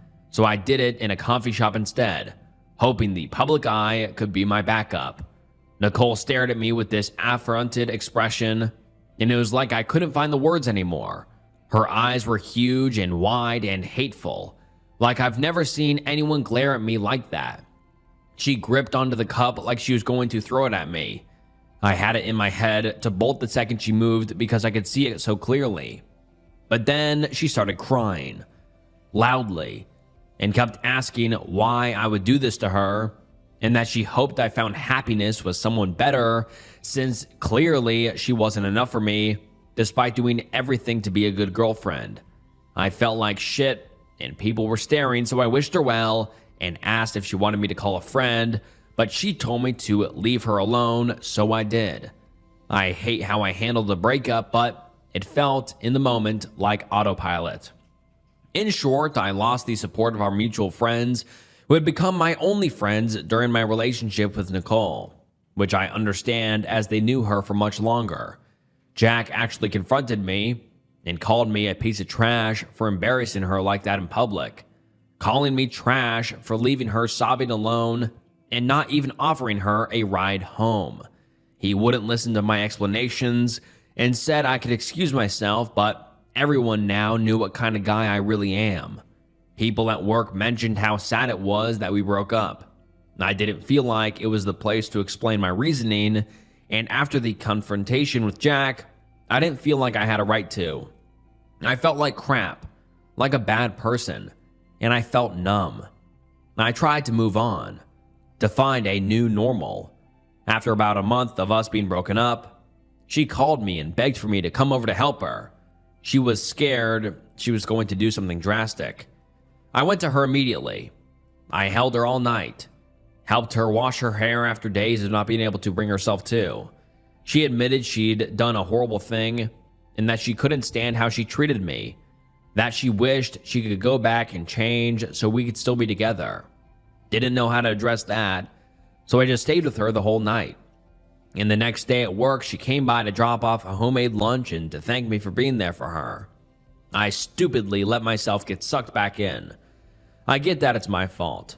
Coffee in the morning became dinner and drinks out, became movie nights and going to shows and flea markets together because we still had similar interests.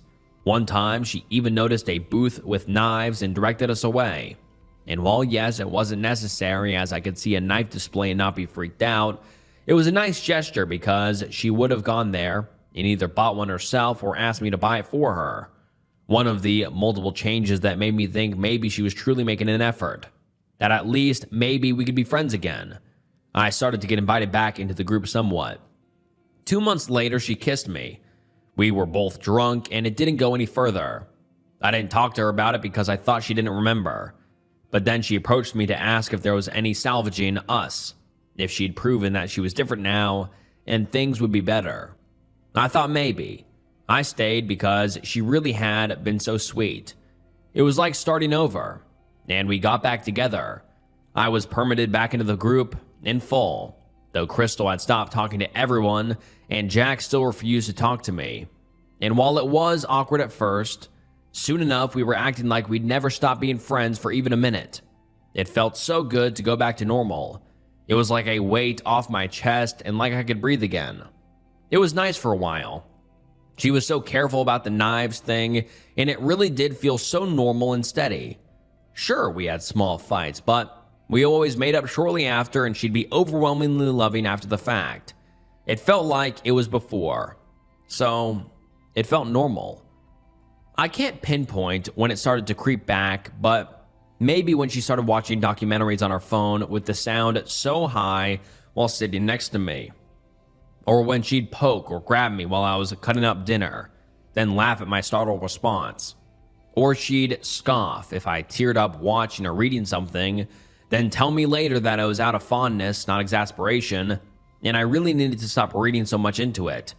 Or she'd yell at me for forgetting something that she never even told me about, and then the next day she'd get frustrated that I didn't insist properly, that she was mistaken. Like, it was all small things that on their own weren't even that big of a deal, and I didn't feel like I could just speak up about it, or else I was nitpicking her. In hindsight, I was making excuses and clinging to when she was nice to me, trying to do anything to make sure we just stayed happy and without bumps. Part of it was that I knew now that I'd be alone, that no one would understand why I'd throw away a good relationship. That being with her was the best thing that could ever happen to me. We moved in together 4 months after us getting back together. She was hinting around that it was the only way to prove to her that I'd forgiven her and that way we could move on and be happy. She insisted I move into her place because it was easy to move an apartment into a house than the other way around. It constantly felt like she was dangling that night where she was S-word over me, like one wrong move from me and maybe the next time she wouldn't call for help. When we had fights, she paced through the house, flicking a knife, looping from the bedroom to the living room to the office, or said every single argument was really due to the fact I was holding a grudge over the prank and that we wouldn't be arguing if I just grew up and stopped taking out my trauma on her. She'd tell me not to piss her off because it would be too easy for her to, quote, make a mistake, and no one would think twice about what happened. A few times, she'd gone on a rampage and overturned tables and threw glasses into the sink and dishwasher and said we were done for good, only for the next day to blow up my phone begging me to talk this out or have her friends encourage me to swallow my pride and go back to her because she's miserable without me and she's trying so hard. Or she'd just wake me up with a kiss after making me sleep on the couch as if the night before never happened. If I asked about the night before, the fight would start all over yet this time. It'd be my fault because she was trying to move on, but I was holding a grudge. The following nearly 10 months were the most terrifying, anxiety-riddled period of my life, and I only had myself to blame. Coming home from work, I puked my guts out more than a few times on the way just because I didn't want to go back to her. I felt trapped. She threw away the blanket my mother had knitted me for my crib because it was dirty. It wasn't dirty. It was a knit blanket that had been repaired repeatedly and hand-washed frequently. So she'd accidentally put it through the wash and destroyed it, then bought a completely different throw blanket as a replacement, and got mad when I didn't consider the matter resolved. She pulled another prank, this time with a fake positive pregnancy test, and berated me for not being overjoyed because I immediately started panicking about the cost, bringing up a child in our dysfunction, and handling the stress, rather than being excited. I feel like she wanted me to be happy so that she could crush my joy, and so was angry that I didn't play to her expectation. That night, she threatened me with a knife, pointing it at me and saying she should just snip me right then since I didn't want to have kids with her, and then held me as I sobbed because I went into a panic. I didn't want her touching me, but I didn't know what else to do but let her, and do apologize to her.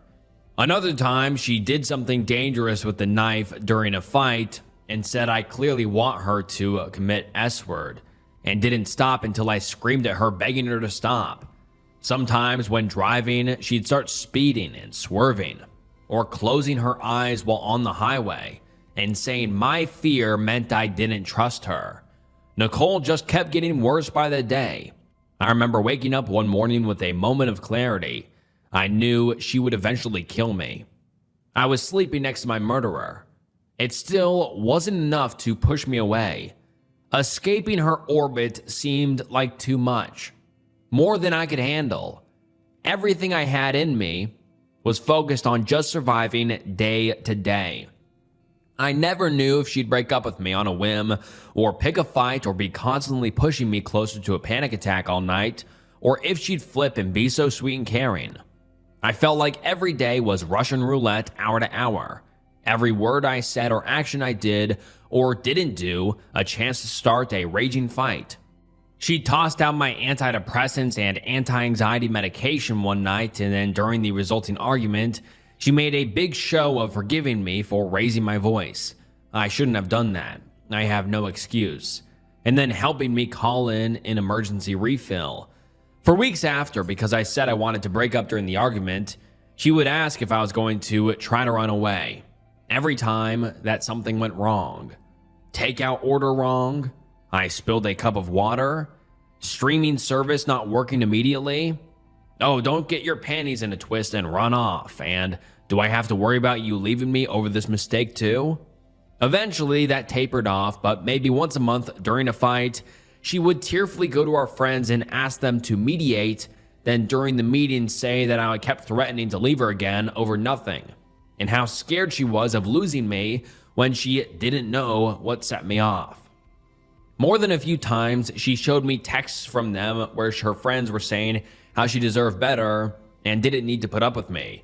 But she'd tell me, I don't listen to them because I love you anyway. She'd slap me and push me during arguments. I could never do anything right, because even doing what she wanted without argument, or not looking her in the eye, could be enough to send her off the rails. Sometimes as a joke, just in general, one of our friends would pull out a little pack of tissues and hand it over to me in case I'd run out, or make a production of hiding the butter knife at dinner under the napkin. It was humiliating, but if I spoke up, suddenly I was oversensitive and embarrassment, no fun, and I had to learn how to deal with adult friendships and jokes, and they'd ask her how she could stand it. As a result, I didn't spend much time with them either. Usually Nicole would just go out with them, and I'd stay home, which was the most relaxing I've ever felt during that time, except for when she started randomly coming home without any notice or timeline, like saying she'd be home at 6 but then not coming back till midnight or early morning, or saying she'd be gone until 10 and coming early back at 2 or 3, or randomly calling the house phone to make sure I was home and getting angry if she even thought I sounded breathless, accusing me of having left. She started hinting around that marriage would be the next logical step, and I was insulting her by not having proposed yet. Then she bought an engagement ring with my credit card and started showing off to all her friends how perfect my choice was. I didn't want to marry her. I felt bad for not wanting to marry her. I wanted us to be happy, and maybe giving her the wedding she wanted would help. I didn't want to marry her. In all those months, I never went to sleep feeling safe. I lied awake in bed, hyper aware of how close she was and trying to go over in my head if I had behaved well enough to keep her happy and what I could do to prevent another explosion. In hindsight, it's sickening how long I let this go on for. In the moment, it was just about all I could think to do. I often woke up with nightmares which would in turn piss her off and set her off in a mood for the next day. But if I suggested sleeping separately, she would rage about how I was calling her a bad girlfriend / fiance / etc. I started to keep a notebook at work and just writing shit down. Things she'd said or done. Incidents and what I'd done to set her off. It helped me feel more sane. And also more like a moron because I could read back on times she actually hurt me and I still hadn't left. Every time I thought about leaving, I felt sick inside. I'd lose every social contact I had. I would have to find a new place to live. I'd have to bar her from my workplace, but they can't do anything without a restraining order, and that itself felt like a hurdle too. I dropped all my old friends in favor of her, and felt like they refused to even talk to me again. I was the idiot that let her back into my life and rekindled the relationship. Despite overwhelming feedback, I was stupid enough to deserve every bit of what was happening, and too dumb to deserve to escape after wasting my previous chances. I was super depressed and had frequent fantasies of just committing an S-word. The worst part wasn't the anxiety and terror though. It was when she was sweet and caring. For example, she always went all out for my birthday or anniversaries or Christmas with thoughtful gifts, except for the year where she kicked me out for the evening after throwing some decorations at the wall because they stopped working, for which she blamed me because I put them up. She was sweet and gentle one day or even for a week or two, only to slowly start ramping up the tension until she exploded yet again. She had an uncanny ability to blame me in ways that made me feel responsible for her emotions and for forcing her to react violently. When we drove out to visit my dad for Easter, things started to change. Dad was concerned about how quiet I'd become and that I hadn't come for Thanksgiving or Christmas or even called on New Year's Eve like I used to. That I looked tired, unhappy, and thin. Nicole was on her best behavior the whole time and even left her knives in the car. Even tried to get everyone to focus on the engagement ring. But Dad still saw something was wrong. For 3 weeks after, he kept trying to contact me, but she wouldn't let me talk without her in the room, and she checked my phone anytime she left me alone, and checked the records online to see if I deleted my calls. Eventually, I managed to get a burner phone and hid it at work, which allowed me to talk to my dad freely. He flew over with my uncle, and they helped me gather my stuff from her house. When Nicole started sobbing and begging me to stay, my uncle kept her from the kitchen knives and had his phone ready to call 911 if she tried to hurt us. When Nicole started to insist I was taking her stuff too, even though I was only taking things either I brought with me or I bought for her, I just let it go. She got to keep a few sentimental items of mine, and the loss hurts still, but the most important ones I was able to take. Like, I was able to get all of my documentation and cards out of her house. I didn't even bother with the ring. It was just money and she was already acting up. Uncle drove my car home while Dad had me fly with him. I'm ashamed to admit that the months directly following the breakup were almost worse than the time I spent with her, because I was out of survival mode and I couldn't force myself to function the way I used to. I felt like a parasite on my father, unable to get my stuff together. Falling apart over nothing. Being so volatile, it frightened me. I'm in therapy again. Sometimes I feel better, like I can see a way forward, but then I feel like I'm back in the thick of it and I'll never go back to normal, and I'm permanently broken. Worse, every time I cry or get triggered or have a flashback, I can still hear a voice in my head calling me over-emotional and too sensitive. That I'd be fine by now, if I just got over myself, that what I went through wasn't that bad. She sent mail to my dad's house for a while, threatening letters and pleas for me to see reason and stop overreacting. Pictures of us that were sentimental. Guilt trips. At first, I couldn't get a restraining order right away against her because I moved.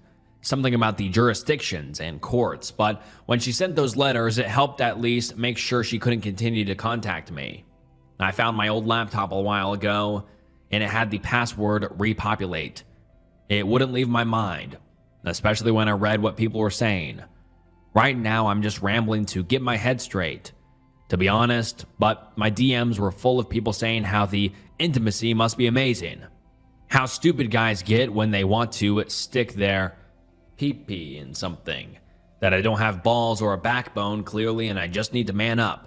Basically everything I told myself to remind me of what I did to deserve being stuck with her. I don't know if I can muster the courage to address any responses to them, but I really just want to tie up this loose end in my life so maybe I can stop rehashing it mentally and finally move on. I might also give my therapist the notebook I kept of Nicole's abuse, but I haven't wanted to even look at it. There's still a box of stuff that I haven't opened up because it's all messed with my head so much. What I wish I knew at the start of all this was that any amount of genuine discomfort isn't an acceptable price in a relationship, and you're allowed to stop giving them more chances, even if they're trying and seem sorry. You're not obligated to help people change, even if you love them, even if they do slightly better. And now let's get into some of the top comments. One user says, "Glad you got out, OP. Wish you all the best, and remember, it wasn't and isn't your fault. She used every trick she could. You survived and got out. That's a lot. I think there are support groups, maybe worth looking into. Talk with the people who had similar experiences. Hope you'll find resources and support you need for recovery, and will live happy life from now on. Best of wishes to you." And the OP responds and says, "I appreciate that. It's hard to remember how to keep on sometimes, so thank you." And someone else says, "Hi there, OP. Thank you for updating us on your situation. I've often thought about you since your first post years ago, and genuinely, I am so incredibly sorry for everything you went through. Please know that what you were put through was not your fault in any way. Abuse is a real mind F word, excuse my language. And looking back from a place of freedom, your actions can seem odd even to yourself. But in those moments, you aren't entirely yourself. Of course, we can throw around what ifs after the response to your last post, and of course, I wish you hadn't had to go through the last few years the way you did. But what's most important is that right now, you are safe again. Your dad and your uncle are wonderful people who have shown you great support, and I can guarantee your father does not want to see you as a burden and is likely just happy that his child is safe. And I wish you all the best with your future and hope you find only healing and comfort in the years to come. Good luck with your therapy. Make sure to take all the time you need with it and do everything at a pace best suited for you. You are the priority, and I hope it all works out for you. Well done on getting away from her. I'm so proud of you." And the OP responds and says, "It's hard to feel proud because I'm still messed up. I feel like it's been too long for me to feel this way still. Thank you, nonetheless." And this is the last we have ever heard from the OP, and hopefully the OP is doing better now. And man, that ex-girlfriend of his was a complete psychopath. I mean, who plays around with knives like that? And who, intentionally tries to make someone scared and re-trigger their past traumas? I mean, this lady was a complete psychopath, and the OP is honestly lucky he didn't get hurt or honestly killed, because this girl seems completely off her rocker and a danger to everyone around her. So hopefully she gets the help she needs, but for now, it's good that the OP is away from her, and hopefully she doesn't, get back in contact with him, and hopefully the OP doesn't, go back to her like he did prior. But I guess we'll have to see. But comment down below your thoughts. I'm curious to see what you guys have to think about this, and on to the next one. I've been spending time with a good friend more recently, but I think he's only doing it so he can look at my daughter. The last few months, I've been chatting to a friend more regularly than previously. We've been friends for over a decade, and we used to be really close, but we slowly drifted apart. I should probably mention we are both men in our 40s. It's been great catching up with him, and honestly, I really needed a friend, so it's just been great. He's got a long-term girlfriend and 2 children. A couple of months ago, we visited his house for the first time. He recently moved, and we weren't speaking much before that, just an occasional comment on Facebook. And me, my son, and 20-year-old daughter spent a few hours honestly just chatting about nothing, but in a good way, While we were there, I noticed that he kept looking at my daughter out of the corner of his eye. I never really caught him fully looking, so I thought nothing of it, especially as he has known my kids for over a decade. I didn't mention it to my daughter, as I didn't want to make her feel uncomfortable if it was nothing. A couple of months went by, and we visited them again. He kept talking to my daughter, and not really to me, which is fine, but it just seemed odd when my daughter has really bad anxiety, and she can't really hold a conversation, and she makes it clear when she's uncomfortable talking. He just seemed to keep looking at her and talking, even if he was talking to me. He would just look at her. The final straw was last week. We visited them and we've been having a heat wave, so we are all dressed in as minimal as possible. My daughter in a thin pair of skirts and a t-shirt, and my son in a pair of athletic shorts and a gym top, and me in a polo shirt and white chino shorts. Nothing unusual, just basic summer wear. When we were in conversation, he would look at my daughter. When anyone told a joke, he would smirk a little, or give a small laugh depending, but if my daughter told something mildly funny, he would really laugh to the point that even she would look awkward. He kept dropping out of conversation and just staring at her. I think she noticed it as well because she started to lean back in her chair to try to cover herself, even though she was fine. She looked uncomfortable. Then, when the sun set, she put on a thick jacket and zipped it up. I don't know if he's just trying to be friendly and he doesn't know how to act, or if he's only inviting us around to stare at her. And if so, then I don't know what to do. Yes, she is 20, but she's still my little girl, and this man watched her grow up. It just seems strange. I don't know if I should say something or just don't go around there again. Either way, I think it's the end of the friendship, which is a shame, but oh well. And now let's get into some of the top comments. One user says, "Trust your gut. It sounds like this guy is around for all the wrong reasons. Also, who just stares at someone like that, as the whole situation seems creepy and way out of line? Definitely best to keep your kids safe around this guy and cut off contact. At least that's what I would do." Another user says, "Even if you want to say it's no big deal, it looks like it's a deal to your daughter, and she always comes first. You know what to do." And someone else says, "Why not hang out with your friends without your kids? If he has no interest in that, then you know his intentions. Also, ask your daughter if he has tried contacting her on social media." And then the OP gives us an update 2 days later. And let's get into it. It reads, "Updates from my last post. I spoke to my daughter about the whole thing and wanted to know what she thought about it. All because I didn't want to say anything if she didn't think it was odd. She told me that after the first time we saw him again a few months ago, he had appeared outside our work after she finished her shift and asked if she wanted a lift home instead of getting the bus. She said that since he was a good friend of mine, she trusted him and got in his car. On the ride home, he repeatedly touched her leg and started talking about how much she's changed since he saw her last, before we all met up, and how much of an adult she looks now.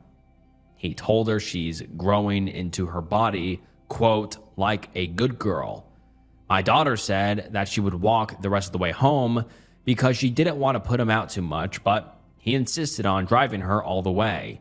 She said she kept moving away from him, but he was leaning to touch her knees. She said that at a red light not long before the house, he gave her his mobile number and texted himself from her phone and told her to call him if she wanted a lift or anything else. Then, when she got home, she went to leave the car, but he grabbed her arm and asked her where his hug and kiss goodbye was. Not a new thing. He gives us all a hug every time. And when she leaned in, he held her tight and whispered that she should call him. In the last few months since then, he has repeatedly been sending her explicit texts and images and waiting outside her work, asking her if she would like a lift home, even though every time she's said no. She said she didn't want to say anything because she didn't want to upset me, as he was the only friend I had. I feel sick thinking about this. This is my daughter. She's 20, but she's still my little girl, and I feel like I have put her in danger. I have messaged him asking him to stop contacting my family, and I've sent him the screenshots from her phone as reasons why, but he is messaging me, asking me why when she's an adult, and the only sleazy thing he's done is cheating on his girlfriend, as my daughter never physically said the word stopped. She just ignored him. I'm so angry at him and myself. Edit. I'd like to say thanks to everyone for the advice. Also, I've been getting a lot of mom comments, and although I appreciate the sentiment very much, I am her dad. Unfortunately, her mom passed away quite a few years ago, but I really appreciate that everyone thought I was her mom. It really is the biggest compliment to me. I must be doing something right.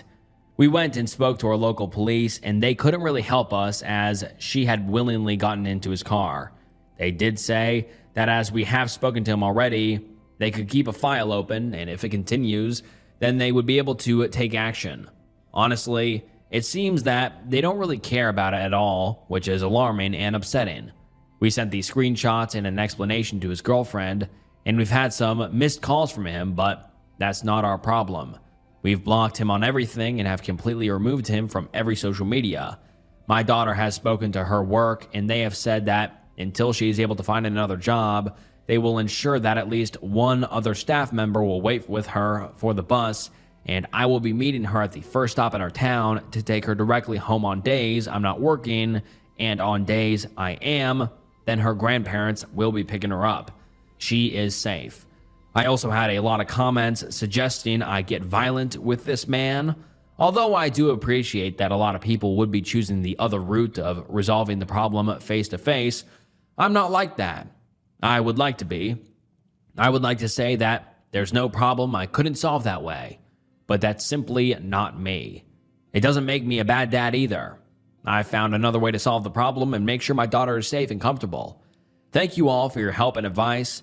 It's nice to find some support through the internet sometimes. And now let's get into some of the top comments.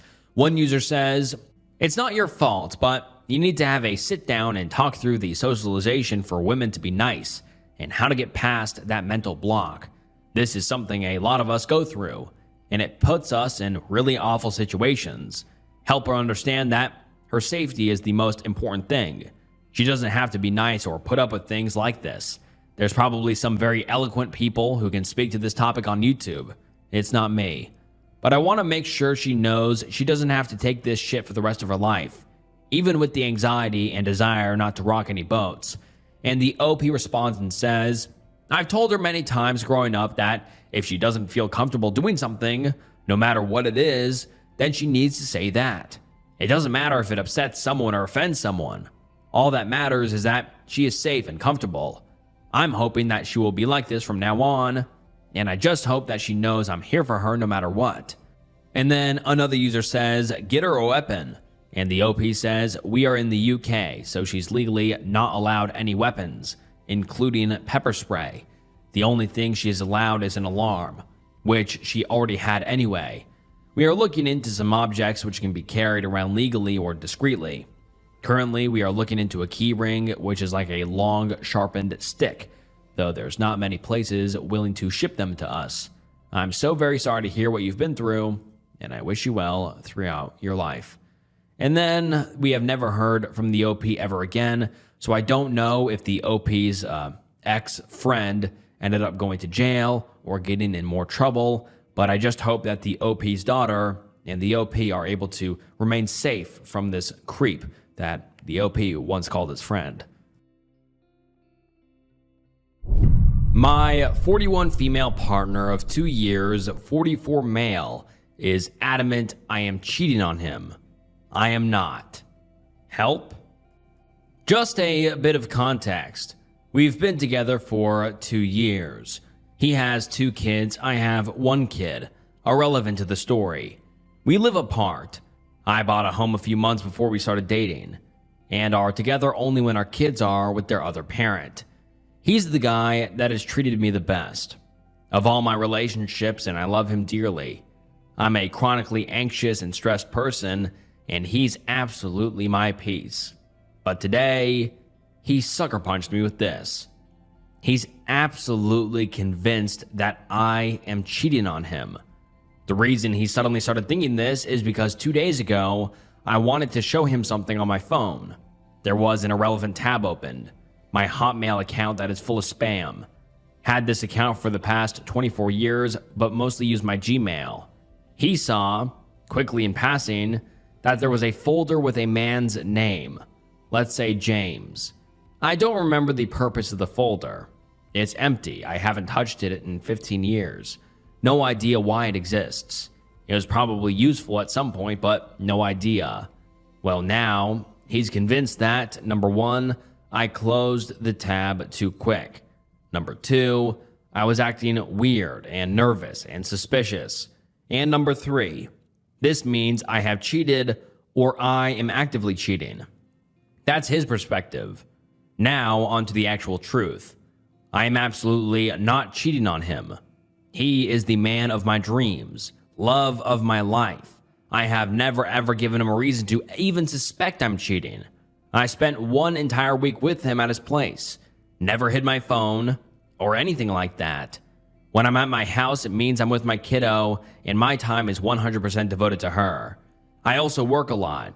There is not a single second in my life where I would have time to devote to any other person, even through email. I spend my downtime at home being with kiddo and the cat, watching YouTube videos. I send him a lot of pictures of me chilling with my cat as well, and we have a constant communication going. I'm very chatty through text. Anyways, at first I was super pissed and also confused because why on earth would you not trust me? What is happening? No matter what I say, he says I don't make sense whatsoever, and he's just adding 1 + 1, and to him the answer is 2. I keep telling him that he's the one not making any sense. We're back and forth on the texting. He doesn't even want to speak over the phone or come over to talk about it. I've sent him numerous screenshots of my email with unopened emails that go back more than a year. I've sent screenshots of me typing the keyword James in the email and nothing coming up. I've shown him the completely empty sent folder, which to me is weird. I've sent numerous emails over the years. Why is it empty? And I've also given him the login and password so he can look for himself. I have accumulated a lot of junk in that email over the many years I've had it, but rarely use it now. It is just a receptacle of all my Amazon orders, my McDonald's app receipts, and various spam emails. I'm pissed that he doesn't trust me. He says he needs time to think. I'm stuck in a loop of pissed, confused, and sad. What's going on? Help. And now let's get into some of the top comments. One user says, is this incredibly out of character for him? Or has he always been a bit jealous and suspicious? Could he be the one cheating and projecting? And the OP responds and says, this is wildly out of character. I am unsure if he would be projecting his own cheating. Anything is really possible, but I would hope not. I don't believe so.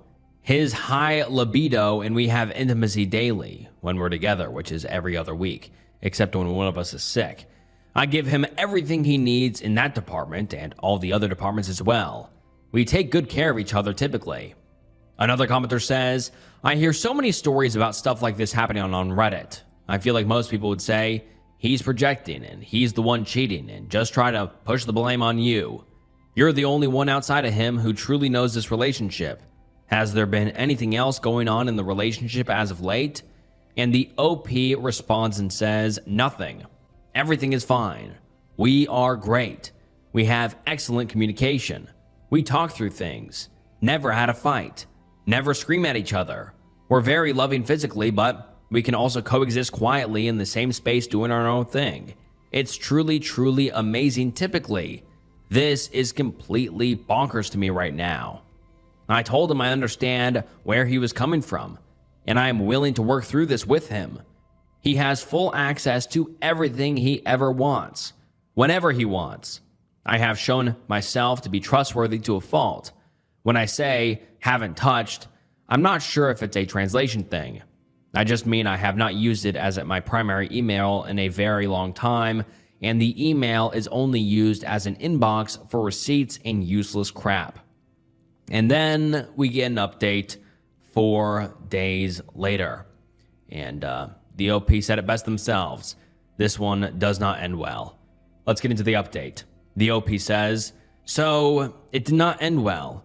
After 48 hours of back and forth through texting, because he refused to even speak to me over the phone or face to face, and me giving him my password so he can go check for himself that nothing was messy, he still wouldn't back down.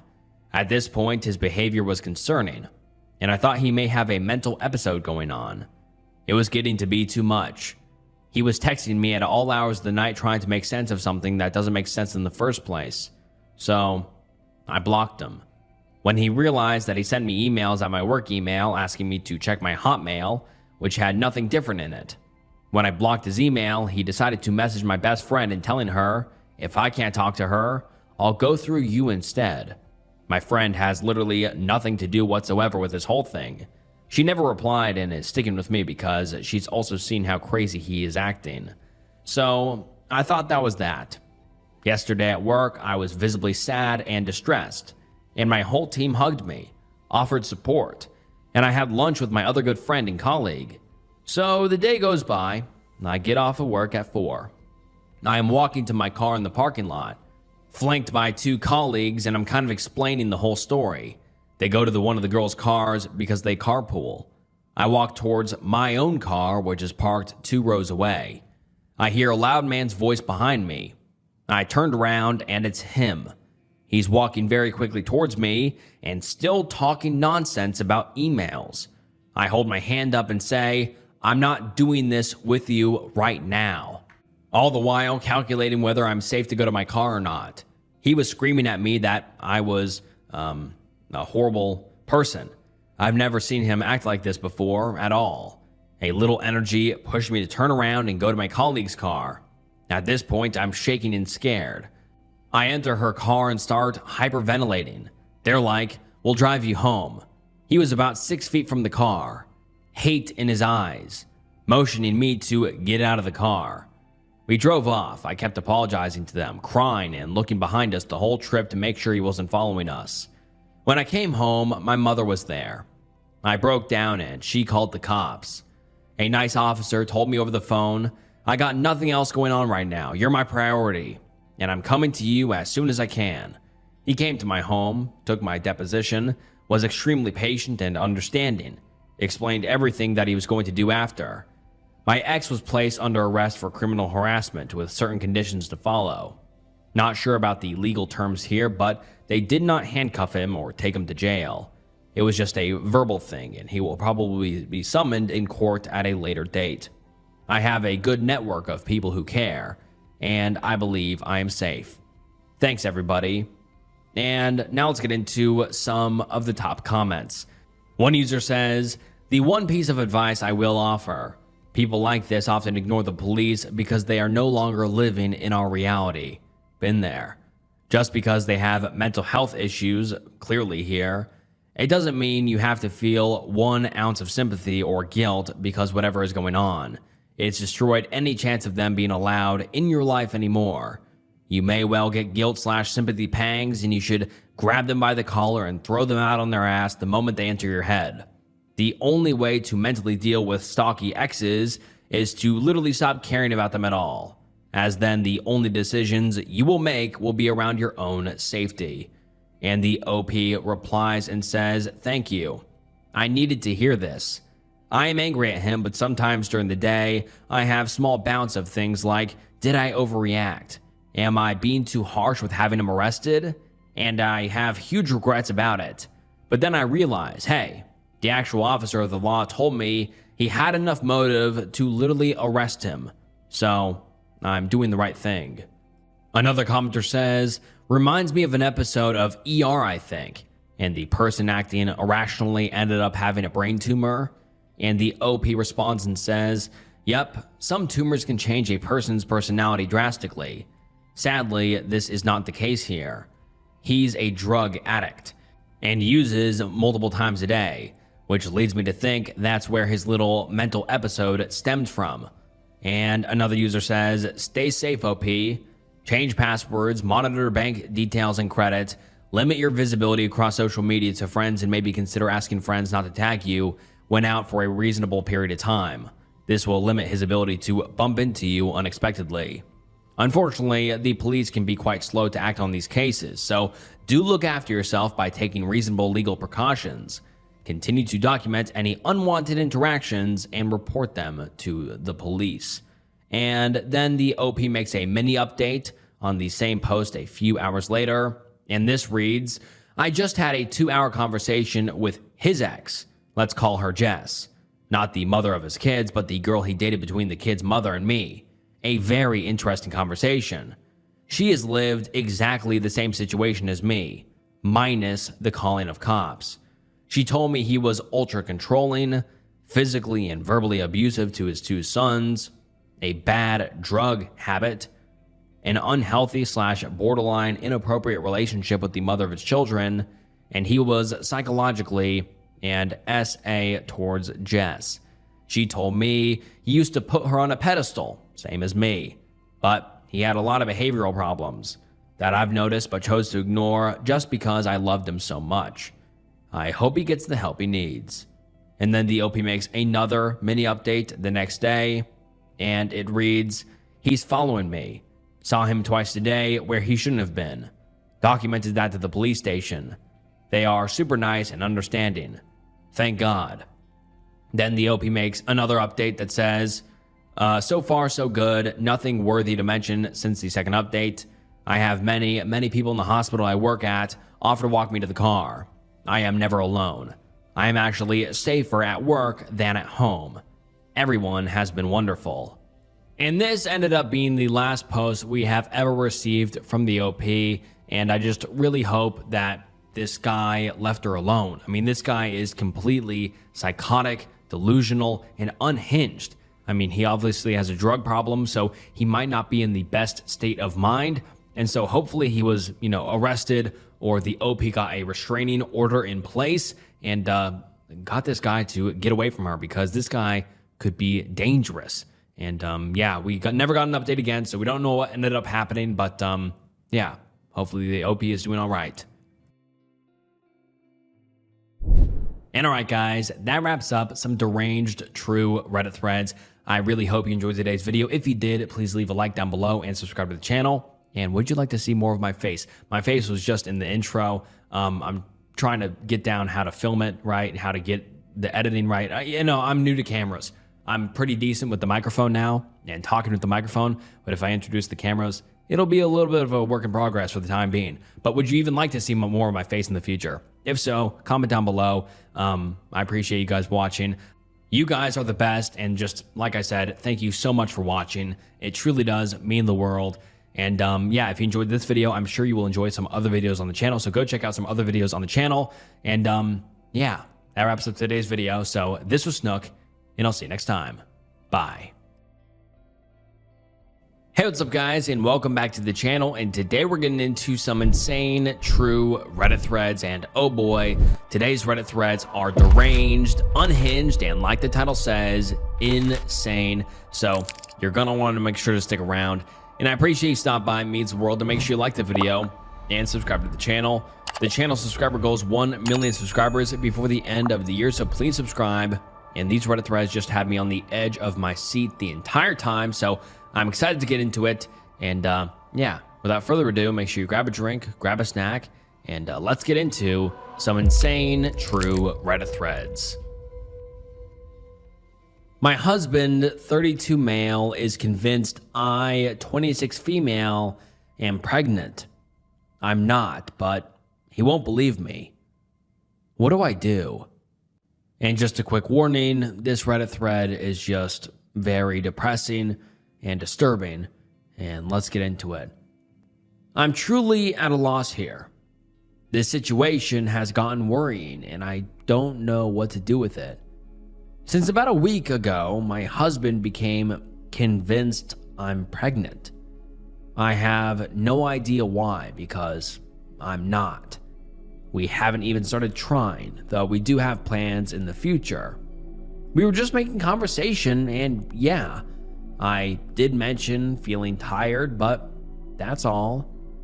A few hours later, he just came in so excited. I told him I'm not, but he won't let it go. He has made remarks about how happy he is, what a wonderful mother I'll be, what our baby will be like. Not all the time, but it has come up multiple times a day. I told him I'm not. I even took a test because even I started wondering, and it was undoubtedly negative. I showed him and he just got annoyed, said tests can be wrong. He didn't speak to me for the rest of the evening. The next morning, he acted as if nothing happened. When I tell him I'm not, he just kind of shuts me out. I lost my stuff yesterday when we were in bed, and he put his hand on my stomach.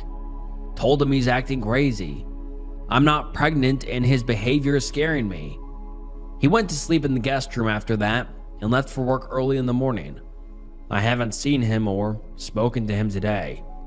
I'm just at a loss. I don't know where this obsession is coming from. I even asked him if I gained weight, if that's what has gotten him confused. He assured me I didn't. I'm thinking of contacting his parents or maybe a therapist or something. I honestly don't understand what's happening, and I'm worried about my husband. And then the OP makes a quick update to the post and says, "Thank you all for the replies. I didn't expect all of this. It's been overwhelming and I'm incredibly grateful. He's asleep next to me right now and I keep going through all the comments. My husband is one of the kindest people I have ever met. I promise you all that he's not trying to manipulate me or would do anything to hurt me, but that does make me believe something is really wrong.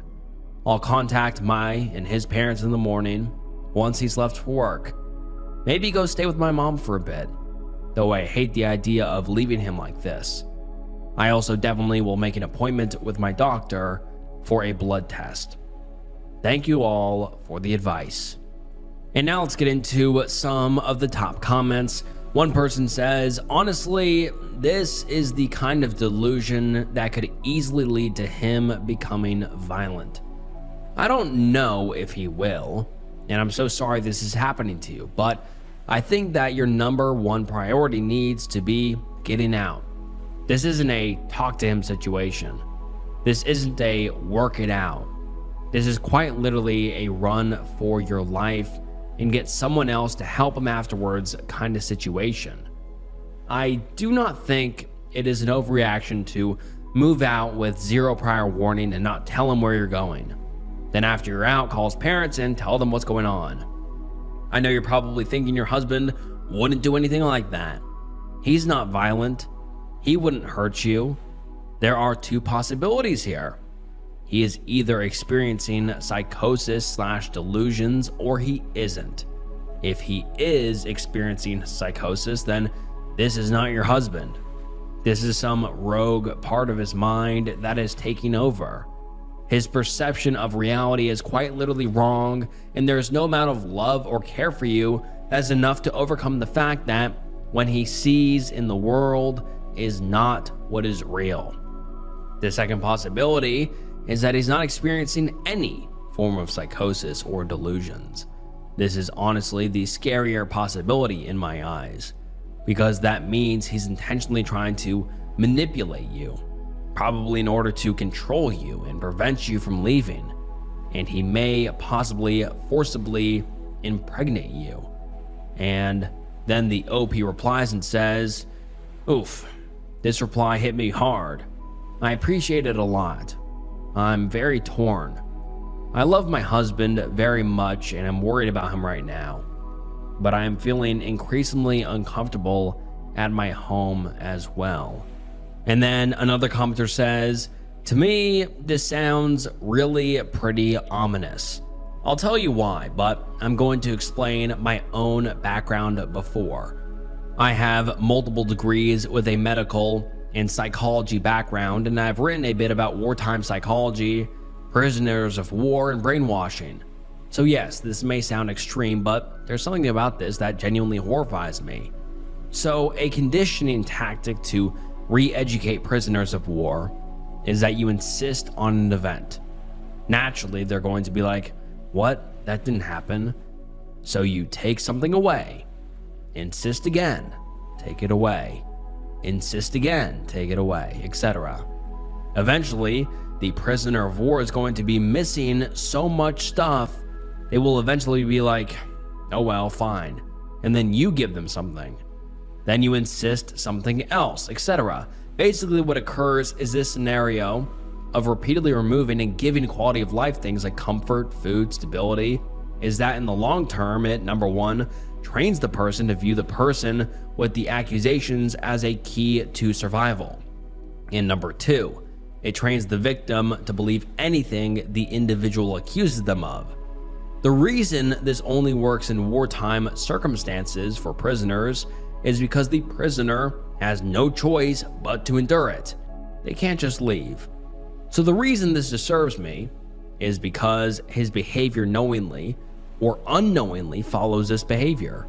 He says you're pregnant, insists it, and then diminished happiness. He comes back saying you're pregnant again. You show the test. Now he only withdraws happiness but alienates you by moving to another room and taking away feelings of belonging in your own house. Now he takes his presence away, leaving you alone in your house as a stranger. Yet you know, if you were to say, okay, I am pregnant, suddenly all of that would return. So he insists you're pregnant, takes something away and gives you time to think. Then tries again, you say no, more taking away and more time. Okay, are you going to play along now? The only difference is you are able to leave at any time. But it is actually concerning that if this is a deliberate tactic, it's because he's decided that you can actually not go anywhere. There's actually something really wrong here in my opinion. Not trying to scare you, but either this is on purpose or he has lost a grip on reality and neither are safe for you to be around right now. Edit, I'm no longer discussing my credentials. You can say I work for McDonald's, believe me, I don't actually care. Sorry OP for the long chatter on your thread. If you'd like to discuss in DM, argue or whatever, please send me one. No problem.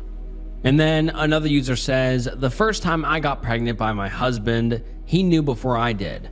He had a feeling. Home test said negative, but a blood test showed positive. And the OP responded and said, oh my, that's wild. Either way, I'll meet with my doctor, if only to have some conclusive proof that I am not. And then the OP makes a mini update the next day, and it reads, things escalated yesterday, but I'm with my mom and his parents are at our place. And then one user responds and says, so you are safe? That is a relief. I hope your husband gets the help he needs because it is pretty obvious he needs to talk to a professional. And the OP says, yes. Thank you for asking when responding to, are you safe then? So, a very concerning update. But then we get a more in-length update 2 days later. And it reads as follows. Hi everyone. I hope it's okay I post this update. I really appreciate everyone asking if I'm safe, and I am. I wish I could give clear answers, but I can't. Things escalated when I tried to speak to him. Keeping some of y'all's advice in mind, I sat him down and explained to him that I'd love to have kids with him in the future, but that I'm not pregnant right now, and that his insistence worries and scares me. I told him we could go to the doctors together, if that would put his mind at ease, or I could take another test in front of him. I was just hoping to snap him out of it somehow.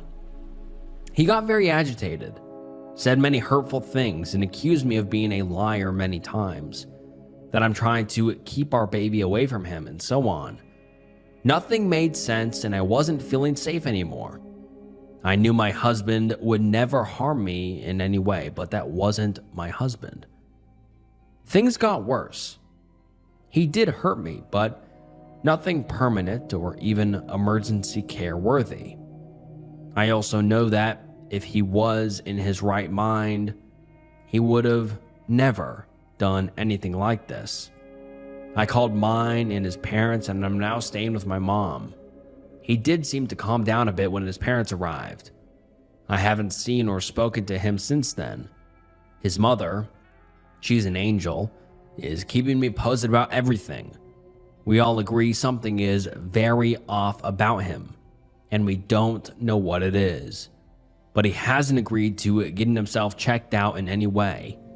I don't know how they'll go about it, but they say, and I painfully have to agree, that it's best to keep my distance for a bit, as most of it is aimed at me.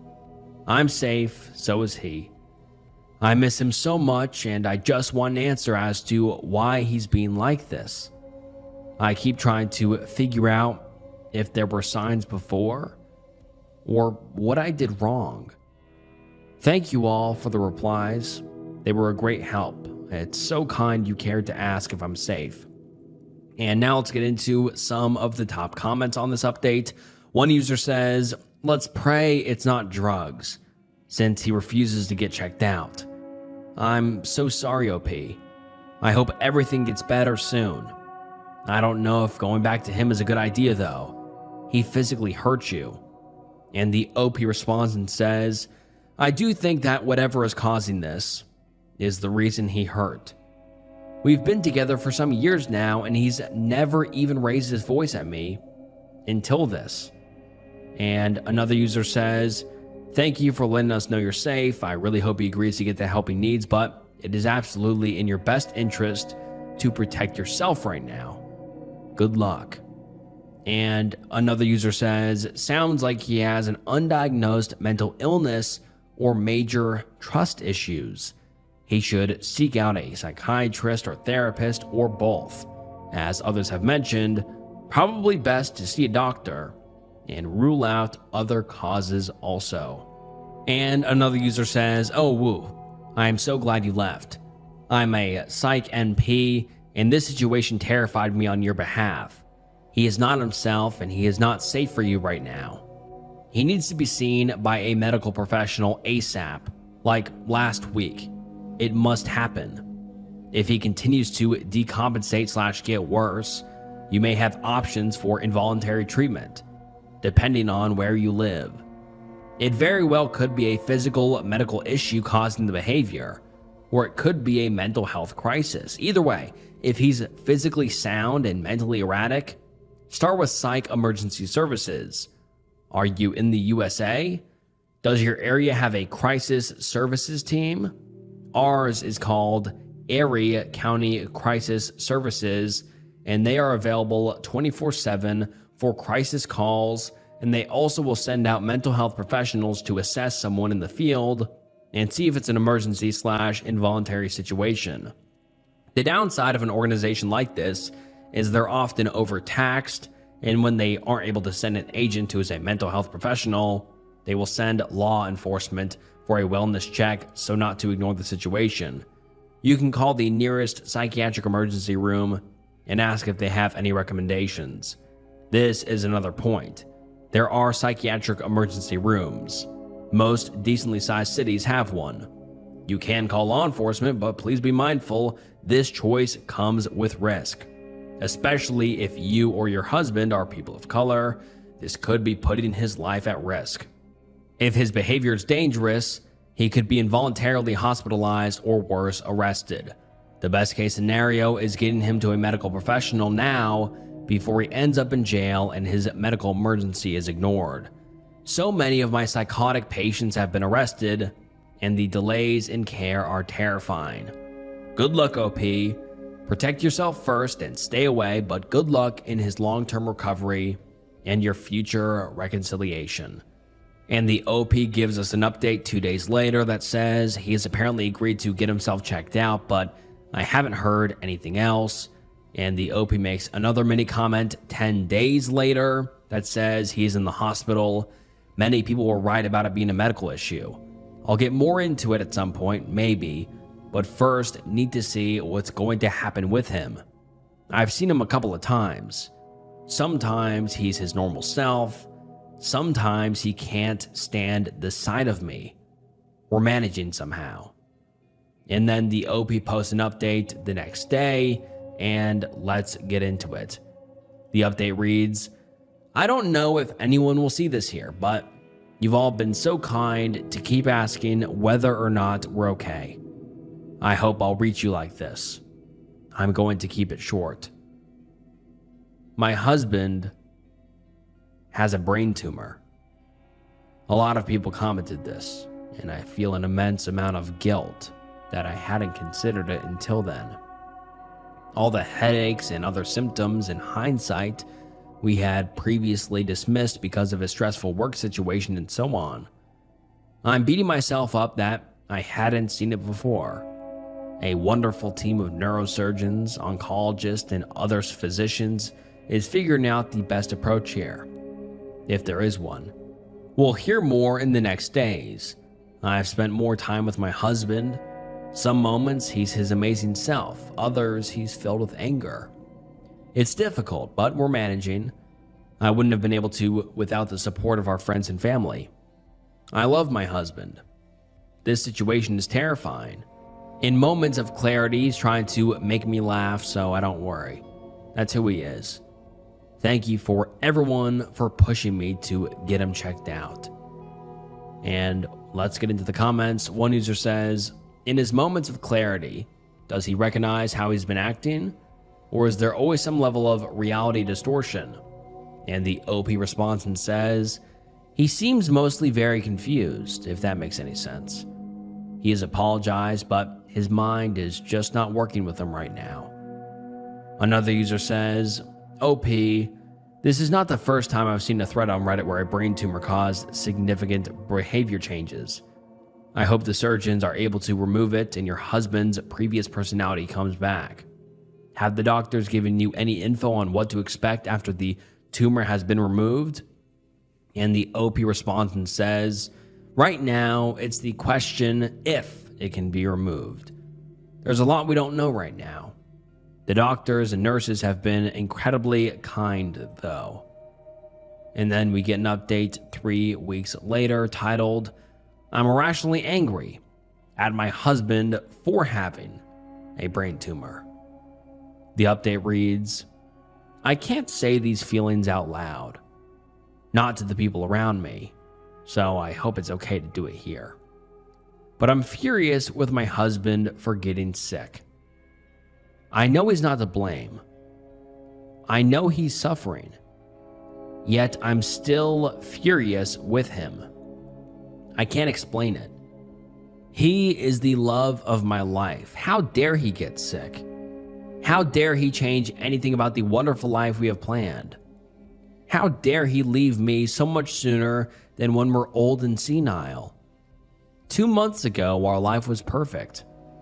How could everything get so horrible so fast? I love him so much it hurts, and because of that, I'm so angry with him right now.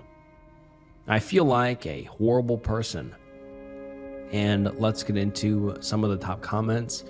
One user says, oh yes, I feel this.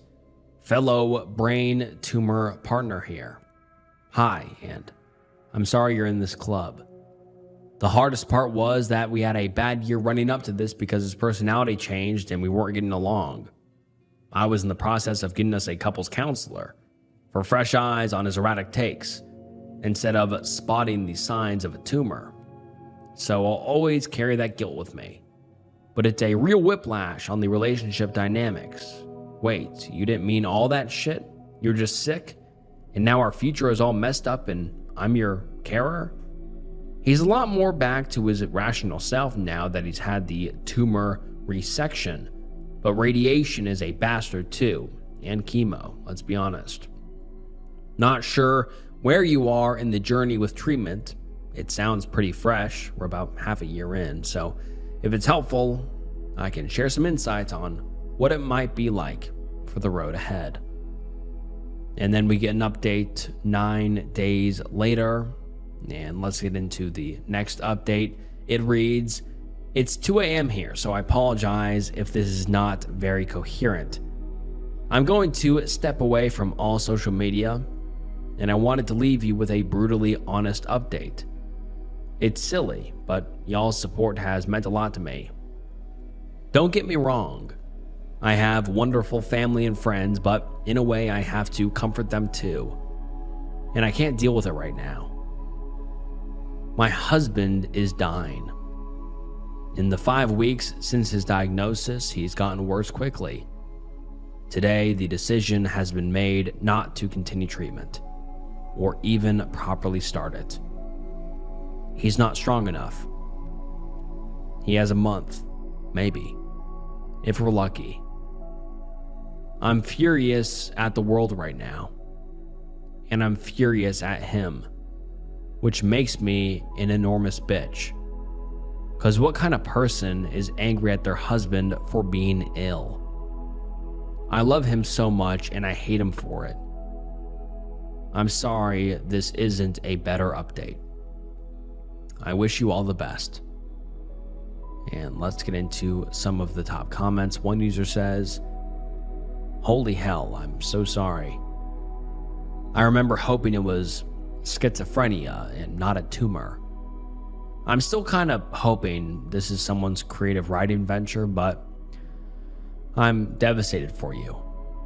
I know tears from a stranger on the internet aren't really a comfort, but they're still falling for you. I lost my little sister a few years ago. I love her so much. She was my world. I was like a half parent to her. I was planning my life on having her live with me. And after the very quick progression of an unknown illness, she was gone. I still can only imagine what you're going through. I'm so sorry. I hope you're already linked with palliative care. There's some amazing people. Take it literally 1 second at a time, then 1 minute, then an hour, then a day. I was taking it an hour at a time for months after she died, and I still sometimes go day by day. If you can get grief counseling, go ASAP. I did phone sessions, can give you more info if you're in Australia. I mainly use my sessions to just talk about my sister, to tell stories and remember her, to have someone new know her. Sending you love and light." And the OP responds and says, "This comment means a lot to me. Thank you. I'm sorry for what you've been through.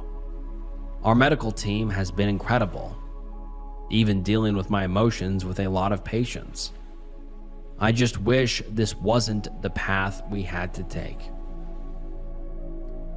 And then we get a heartbreaking update post 4 weeks later titled, "He passed." He passed on the 16th. We had his funeral shortly after. Thank you for the messages. Wishing you all the best.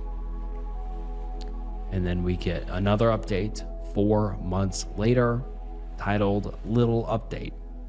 And this reads, "Hi friends. I wanted to write a little something here. I don't know if anyone will see it or care. I probably didn't show it properly, but your words did mean something to me. I'm doing okay-ish. Sometimes the grief makes me physically nauseous, but I manage. My friends have been wonderful. For a while, I took a step back from his and my family. I do regret that. I guess I had a hard time dealing with their sadness, but we're mostly doing better now. I have a dog now. My friend had to get rid of him because of her living situation changing and asked me. Saying yes, initially temporary, was the best thing that happened. It gave me a reason to get out of bed, to focus on something else. Now don't go gifting your grieving friends random pets, but for me it worked out very well. I've also started working out again since a few weeks, only part-time, but it's going all right. And I recommend therapy for anyone going through this. I resisted at first, then agreed and ended up with a therapist who I didn't connect with, I realize now, and stopped again. Eventually I tried again, and I'm grateful for it. I feel a lot more comfortable and heard with her. It's hard. I'm not gonna lie. I wanted to no longer continue going on. Sometimes I still do, but I feel lighter than I did before. It's getting better. I still cry often, and that's okay, as my therapist would say. One step at a time. Thank you for giving me more kindness than I expected from strangers. And let's get into the top comment. The top comment reads, "Yes, we absolutely still care, and I'm so sorry for your loss. I'm so glad that you cut yourself a break for how you're grieving. As many people told you, anger is a normal part of grief and doesn't make you a monster. It just makes you human. I honestly don't know if it's harder to know that someone is going to pass away or if a spontaneous loss is worse. I wish more people understood that you have every right to fire your therapist and that it's okay to audition potentials. We're here for you, whether you want to talk about rainbows and unicorns or what you had for dinner or your grief, etc. Our support is unconditional. Sending you so many hugs. And then we get one final update 8.5 months later, titled Last Update. And it reads as follows. I've been coming back to this account often lately and decided that it's time to let it go. It's been over a year since we lost him.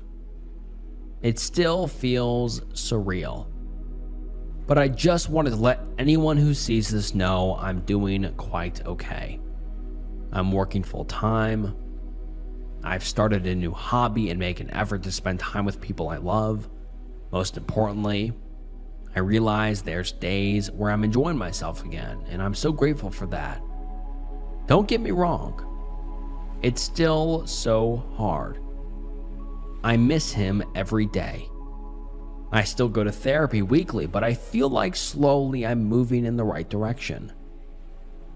Dating is off the table, and that's okay, because I have the best dog to keep me company. Thank you all so much for caring and letting me know and letting be my grieving self here. You've made a huge difference for this stranger. All the love.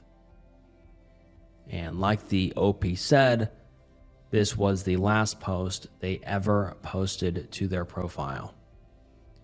And just what a horrible, horrible situation. I mean, it started out as everyone wondering whether this was a manipulation tactic or, schizophrenia or some other, more explainable happening, that why he was acting so weird, why he was thinking the OP was pregnant when she wasn't. And it ended up being a brain tumor that ended up killing him shortly after. And it's just, life is very unfair. It really is. I mean, like, the OP didn't deserve this. The OP's husband didn't deserve this. It's just very, it brings up a lot of questions for, why things like that happen. But, I don't know. I'm just kind of speaking here, but, like I said, when I first read the title, this was a very disturbing and depressing Reddit thread. And, I'd like to hear what you guys think down below about this. And, I just hope that the OP and, her family can find some peace. And, I hope that the OP's husband rests in peace. Just such a sad, sad situation that, I was not expecting when I first read through that first post. I'm like, oh, is this some sort of, just weird guy? And it just, takes a turn like that.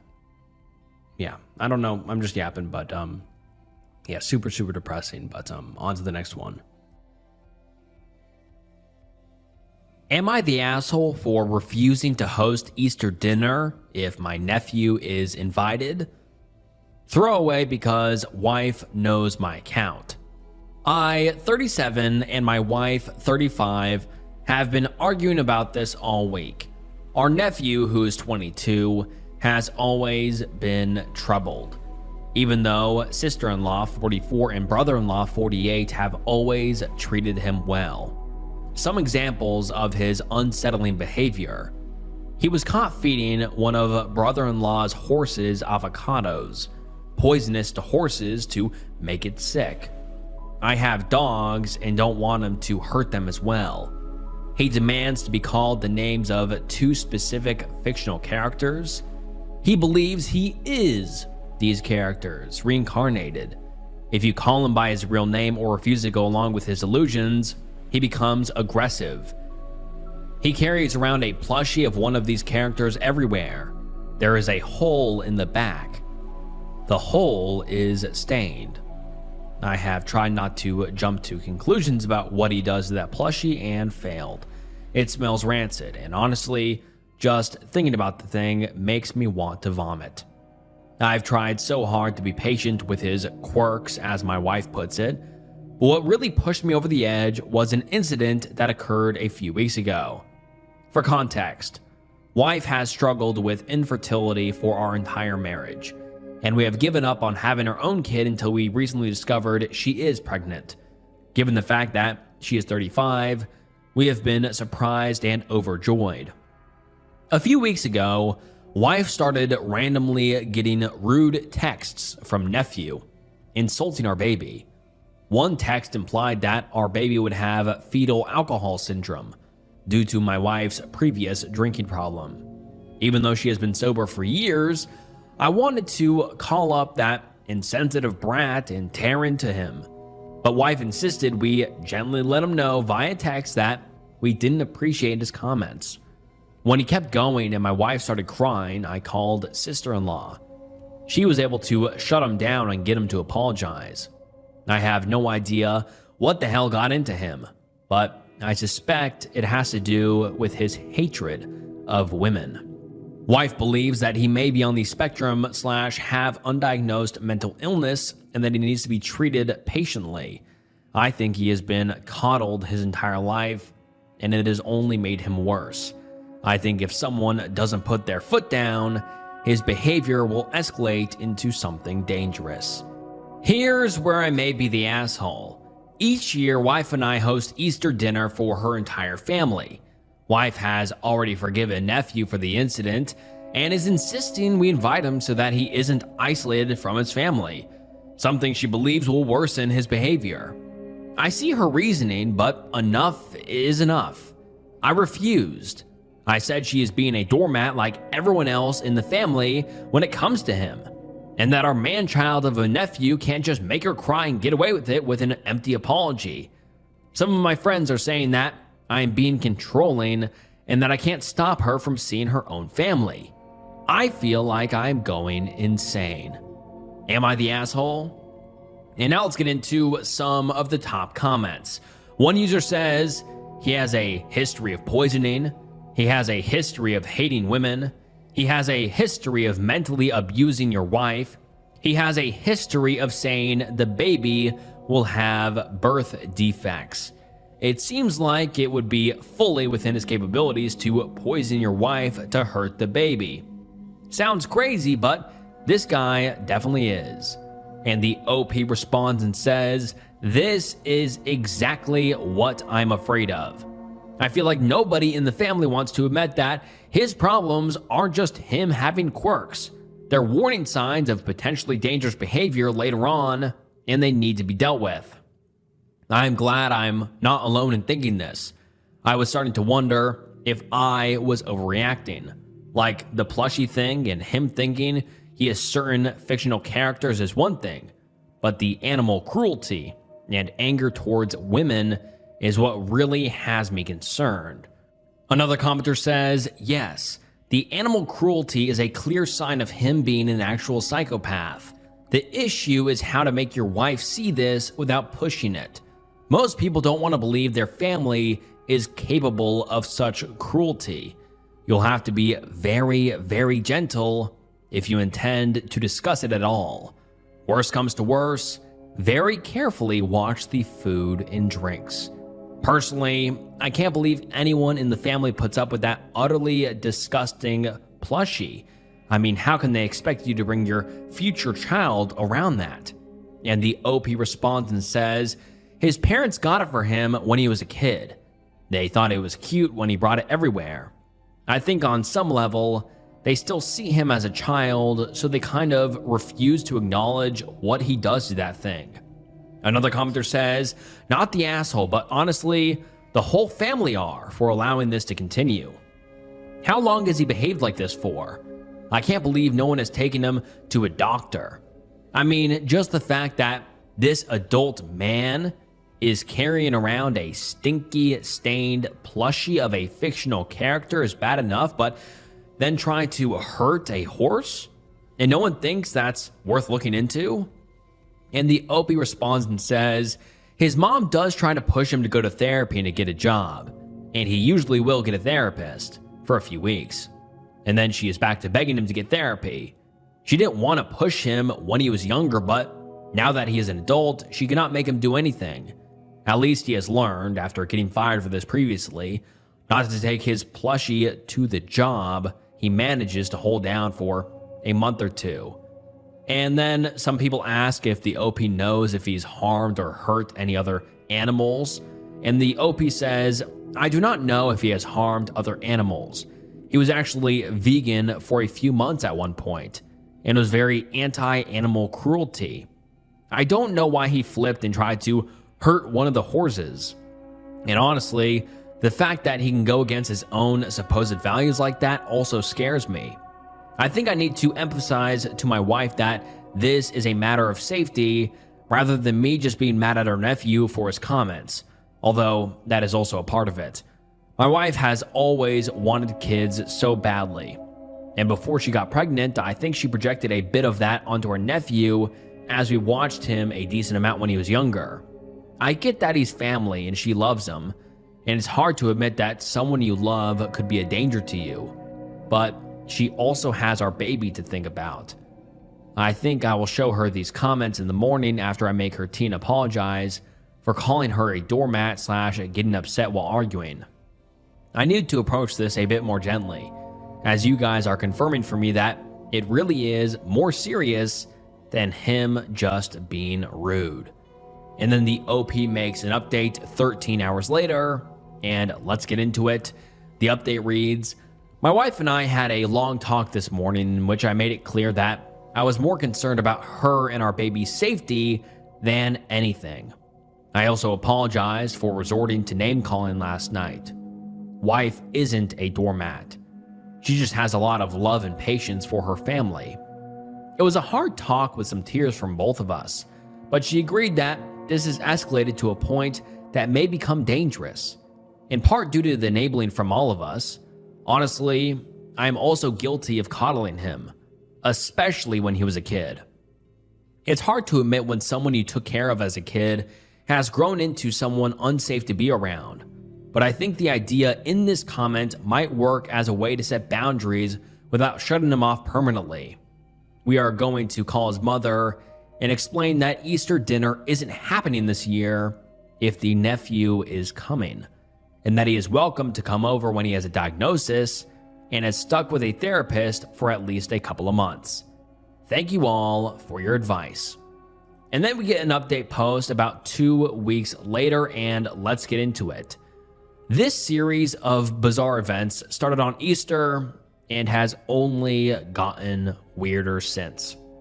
For those of you who did not read / don't remember my original post, my nephew was banned from our recent Easter dinner due to a concerning pattern of behavior, including recent disturbing text messages to my pregnant wife about her unborn child.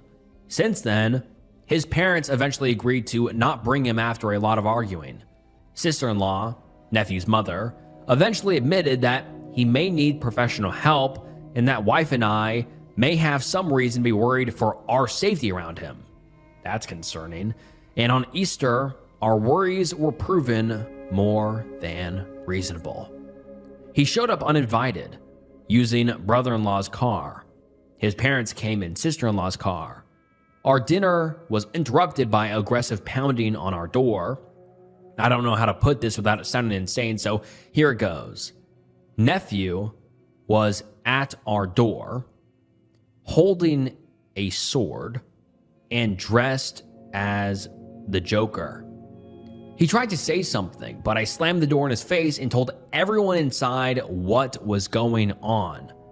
Chaos, predictably, ensued. Brother-in-law, a generally calm guy who I have never seen freak out or get angry, turned beet red and went outside. He ended up literally chasing nephew around our house, screaming at him in an attempt to get him to leave. Neighbors came outside and sister-in-law went into damage control mode, talking down one concerned neighbor from calling the police somehow. He dropped his sword in the chase and brother-in-law tackled him on our front lawn. They got him into his sister-in-law's car somehow and they left with him. Easter dinner was ruined. Wife was in tears. I was so mad, I was shaking. Good news is that this was a wake-up call for sister-in-law and brother-in-law. Under threat of them withdrawing financial support, nephew has agreed to seek therapy and surrender access to his Tumblr blog, which he previously would spend hours a day posting on. His mother went through it and found a lot of alarming posts, including content about his hatred for women, screenshots posted of his text exchange with my wife with captions bragging about his hurtful behavior, and several disturbing fan fictions with violent, intimate content. They believe him being too online is worsening his behavior and are hoping that limiting his access and forcing him into therapy will help. Thank you for all who convinced me to stand my ground in the comments of my original post. And now let's get into some of the top comments. Someone says, I think it's a little more than seeing a therapist and we take away a little social media. That young man needed the cops called and a 5150 hold. I hope y'all start putting things like security measures in place. Good luck, and you're still not the asshole. And the OP respondent says, I might suggest that 5150 hold to his parents, but his mother is already worried that taking away his phone was too much, as if he didn't show up at my house with a weapon. And another user says, not the asshole. Look, for all I care, you can be a rabbit identifying as a frog or believe you are Superman. If you aren't hurting anyone and can function in society, have at it, but this guy is scary and dangerous. He hurts animals, hates women, and has a false sense of reality. The family has enabled this behavior for years. Nope, I wouldn't want him anywhere near your pregnant wife, and later your child. He is going to hurt someone. And the OP responds and says, funnily enough, you almost guessed which two characters he identifies as. Kermit, the frog to be exact, yes, as in the Muppet, and the Joker. Not Superman, but from the same source material. And then one commenter actually finds the OP's nephew's Tumblr account, and I'm not going to expose what the username is or the link to their profile, but I'm going to read a few posts from here because, yeah, it is weird, disturbing, and just strange. One of his posts reads, I still have hot glue burns all over my mouth from trying to kiss my sock puppet with tongue while the glue was still wet. It's kind of like my own personal Joker scars. Guess this is my life now. The clown paint just never comes off. I feel more badass than ever before. And also, other posts confirm that the plushie he has was being used for what the OP was, thinking it was being used for. Yeah, just gross, weird, really, really weird. I mean, I just keep scrolling through this post or just through this profile, and very strange. He has such a interest in puppets, Kermit the Frog, and the Joker. It is very, very strange. And there's actually a picture of his doll, which is Kermit dressed as the Joker. Very, very strange. And then we get an update 8 days later from the OP, and the update is titled Final Update, hopefully. First and second post of my profile for those of you who are out of the loop. Thank you for the kind messages and advice in the comments. The situation is being taken seriously by brother-in-law, wife, and myself. Sister-in-law still has her head buried in the sand a bit, but we are working on it. At the very least, she has not lifted the phone ban, and she has been looking through his Tumblr as well as his other social media to see if he really had violent intentions on Easter. Sister-in-law still believes nephew that he only came to talk. In any case, he had his first therapy session with the new therapist this week. He has promised to stick with it, mostly because sister-in-law said she would return his phone if he stuck with it long enough. Not sure how long enough is. The plus side of him being a man-child is that he is either unwilling to just buy himself a new phone with the little money he has, or he doesn't realize that he is an adult who can gain financial independence, so his mother can't threaten to take things away from him like he's a child in timeout. He has told his mom to tell us that he's very sorry for his behavior and that it won't happen again. I'm skeptical. Wife is still holding out hope but refuses to see him unless he shows substantial improvement. Brother-in-law is looking into resources for places he can get nephew committed should that become necessary, but he believes that the situation is under control as long as sister-in-law doesn't budge. They have also confiscated his sword, and I don't think he has any access to other weapons. I was also sent a link to nephew's Tumblr blog.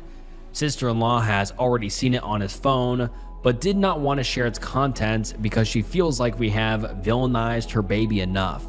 I went through his blog with my wife and didn't know whether to laugh, cry, or pour bleach into my eyeballs.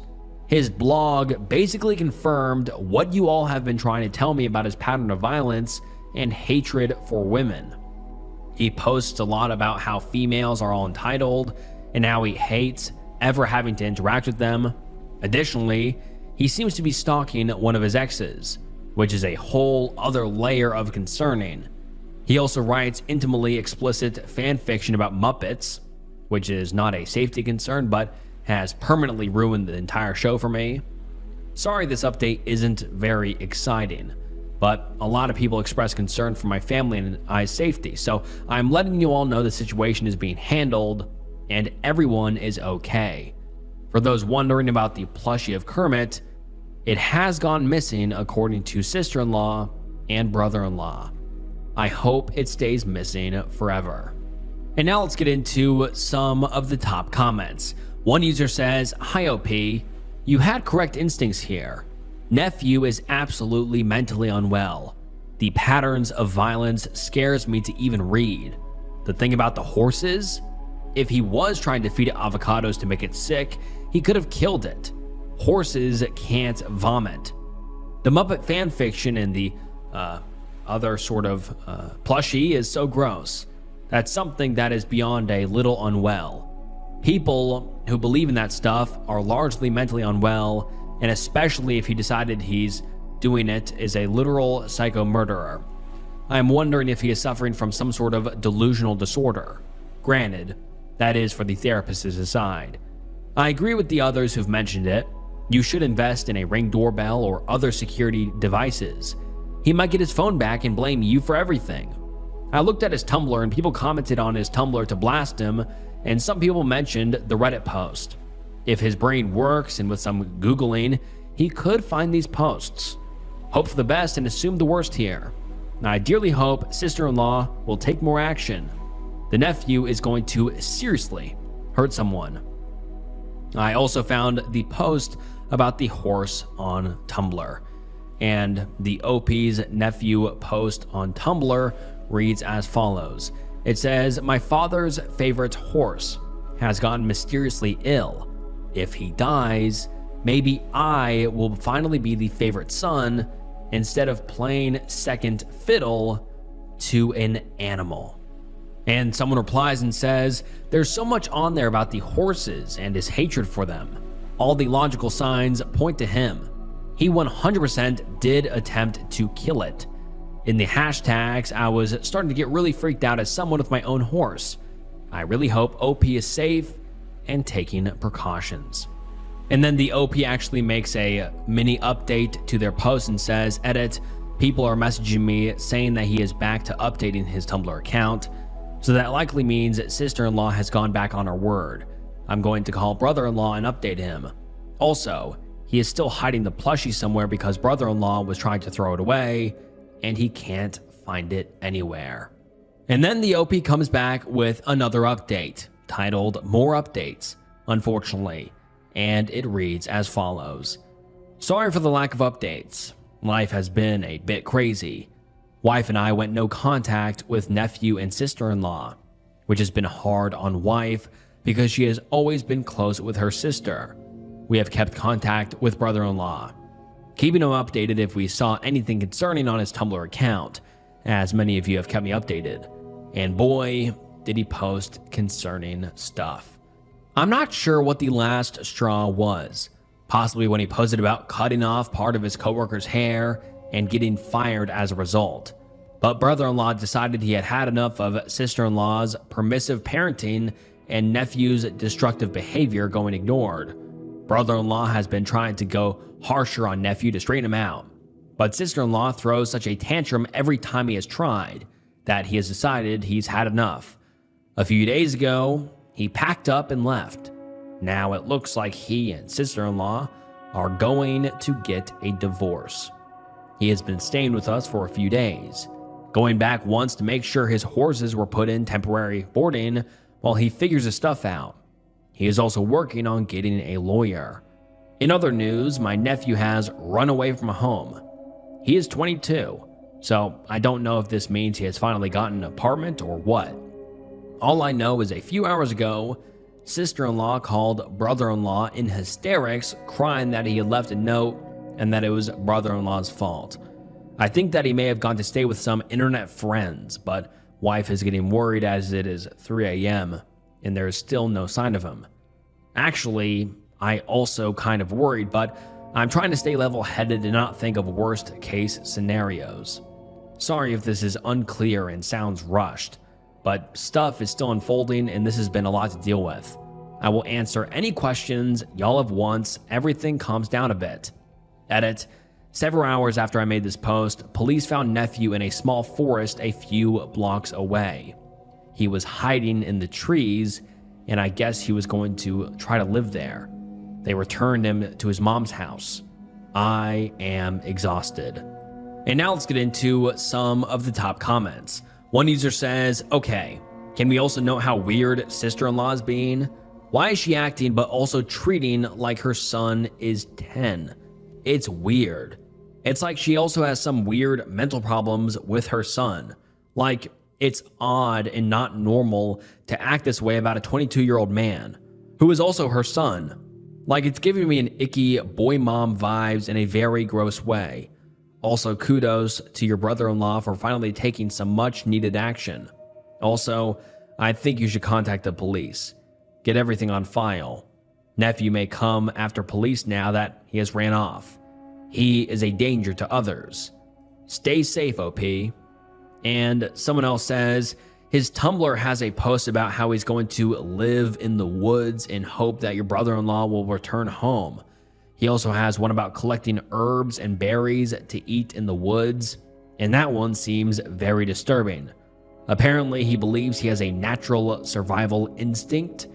I don't know if he has done a lot of camping, but I would be concerned since his reality seems not that existent. The fact that your sister-in-law is throwing tantrums unfortunately shows that she is to blame for his behavior. And someone else says, I mentioned a 5150 hold in the comments on your first or second post. Your brother-in-law should be calling the police and hopefully, if they find him, he can be assessed more seriously than his current voluntary therapy sessions. He needs a psychiatric evaluation and treatment, for sure. And then the OP makes another update a few days later titled, Jesus Christ, when will it end? And let's get into it. It reads, at this point, I'm just going to use this account to rant about my insane nephew because venting to my wife just makes her sad about the person he has grown into, which I think is completely fair. So the good news is that sister-in-law has finally taken action. Brother-in-law has been keeping up with nephew's posts online ever since he found brother-in-law's new apartment and took a crap outside his front door. Long story short, and not super relevant to this current update, point is, brother-in-law was monitoring the situation from a safe distance. and was able to find proof that nephew was becoming dangerous to others. Finally convincing sister-in-law, after some painful conversations and damning screenshots from his blog, that something needed to be done. The screenshots in particular were a series of posts that nephew made in which he challenged a random person online to a duel, giving an exact time and location as well as promising to bring his goddamn sword. Unfortunately, threatening to attack people with swords has become a behavioral pattern for him, so I can't even find it in me to be surprised. I am just so goddamn tired at this point. As some of you smart cookies may already know, telling a large amount of people on the internet your exact location is, drumroll please, stupid and dangerous, especially with the threat of violence, which eventually expanded to him threatening to attack everyone and everything who challenged him at the location he specified. This was his mom's breaking point. So when nephew asked sister-in-law to drive him to his duel, she instead took him to their church. Yep, not therapy, not the police, an evangelical church. A different church than the one sister-in-law goes to because he was banned from that one. Also a long story. He is once again on the internet timeout and being forced to meet with the pastor once every week to bring him back to Jesus or whatever. So at least something is being done. Is this at least a step in the right direction for sister-in-law? I don't even know anymore. And then the OP doesn't update us for a few months, but a few months later, the OP comes back with another post titled Thanksgiving, and it reads as follows.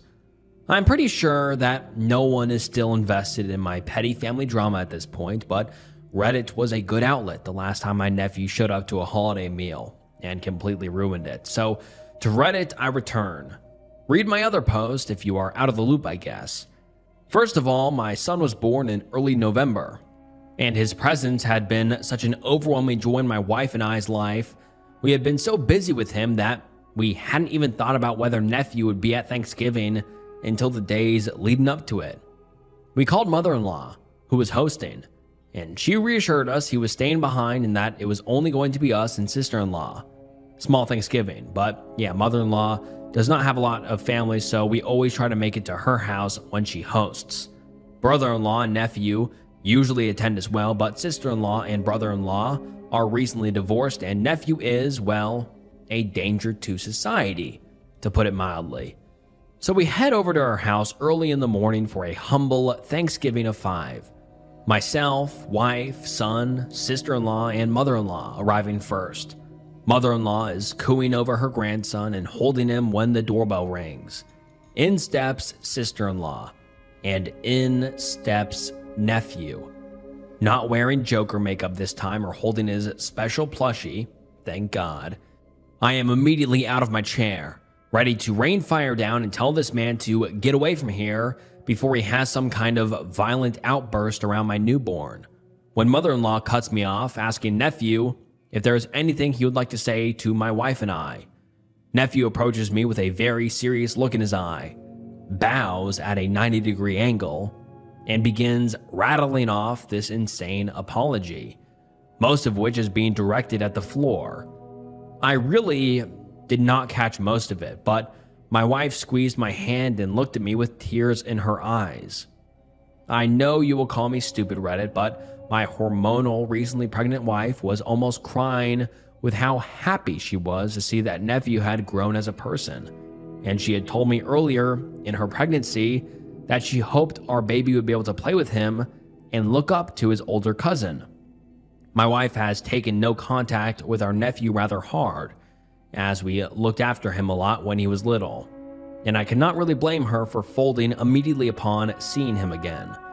I accepted nephew's apology for his outburst earlier in the year and told him that all family is welcome at Thanksgiving.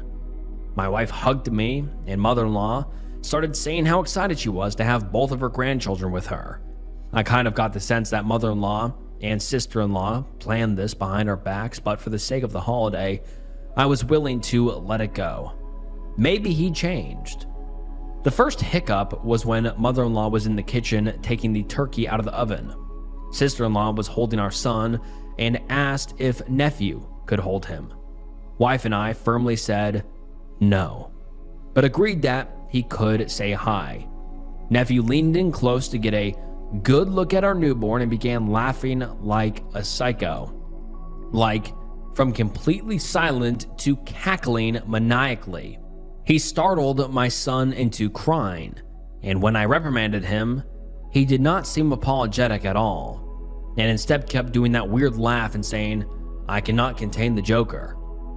I admit I started to lose my cool at that point. I told him he needs to grow up and stop acting like a creep all the time, which seemed to really piss him off. He yelled that he is not a creep and that he has changed a lot since I last saw him. He said that he found God and that he is not a misogynist anymore because he claimed that men are just as vile and humanity is doomed no matter the gender. I called him a mistake and he grabbed the turkey, which mother-in-law had just brought in during the commotion, by the leg. Shrieking at the top of his lungs, nephew swung the turkey like a sledgehammer directly at my head. Mother-in-law stepped in to intervene, which caused the hot, oven-fresh turkey to slam wetly into her hand. Silence for a moment. Then the sizzling of my mother-in-law's skin as the grease of the turkey, sticking to her face, made quick work of her epidermis, causing her to scream. I regret that I was completely stunned into inaction, but luckily my wife came to her senses quicker than I did, and it was now her turn to chase down my nephew, much like how brother-in-law had this past Easter. She was not as fast as him, given that she had given birth earlier that month, but her yells and threats scared him bad enough that he fled out the door, sister-in-law on his heels. She ended up driving him home, shooting us a nasty text saying my wife overreacted and that his outburst was my fault in the first place. That's crazy. Apparently, we scared her beloved baby boy, 22 years old, so bad that he pissed himself, so I guess he's the real victim. Wife and I took mother-in-law to urgent care, and she has insisted that no charges should be pressed against nephew, even though her face is severely burned from the turkey grease and the impact of the swing gave her a concussion. Oh my God, this guy needs to be locked up. She's not even mad at him and says he is just troubled and that, quote, everyone makes mistakes. I think our mistake was believing my wife, and I can trust her family to stop inviting unstable people around our newborn. I don't want to cut mother-in-law off because she is old and lonely, but I don't want her around our newborn because I do not trust that she will not invite nephew. That being said, I do not want to keep her away from her grandbaby. I know this was long and probably no one's reading this, but if anyone has any advice for how to proceed, I really would appreciate it. And before we get into the comments, like, the OP and his wife are so lucky that the nephew didn't want to attack the newborn baby for whatever reason, you know? Like, it's not good that he swung a turkey and gave his, I guess it would be his grandma, a concussion. Like, obviously that's not good. That's horrible. But, like, thank God he didn't swing the turkey at the baby or freak out and grab the baby or do whatever. I mean, he was wanting to hold the baby. That's terrifying. I mean, he could have easily dropped it or done something horrible. I mean, this guy is a complete psychopath. But let's get into some of the top comments. One user says, unfortunately, I keep up with your nephew's Tumblr account. I think it is against your child's best interest and safety to let him or anyone who defends him in your child's life. There is something very, very wrong with your nephew, and I understand that psych holds did nothing but cause more drama. My suggestion, do not let any of them near your house. If you choose to meet with mother-in-law, it should be in a public place where you can leave, and maybe somewhere with security cameras. If you don't already have security cameras, get them. If possible, get a restraining order against him. Use mother-in-law's urgent care release papers as part of evidence. Do not forgive or relax your guard around him. Don't let your guard down around sister-in-law. Don't let your guard down around mother-in-law. They are supporting a man who is very psychologically unhinged, has a history of threatening behavior and assault. Obviously, it's sad that mother-in-law won't be around for her grandbaby and that she's lonely. Tough luck. She's choosing someone who I can't describe without getting banned from this platform. Good luck. I'm sorry your wife has such a horrible family. Also, it seems as though your nephew may want to dox your baby. Obviously, I cannot trust that Tumblr for any facts, but everything on there is so unhinged. I cannot tell if it's a joke or a threat. And the OP responds and says, "This is good advice.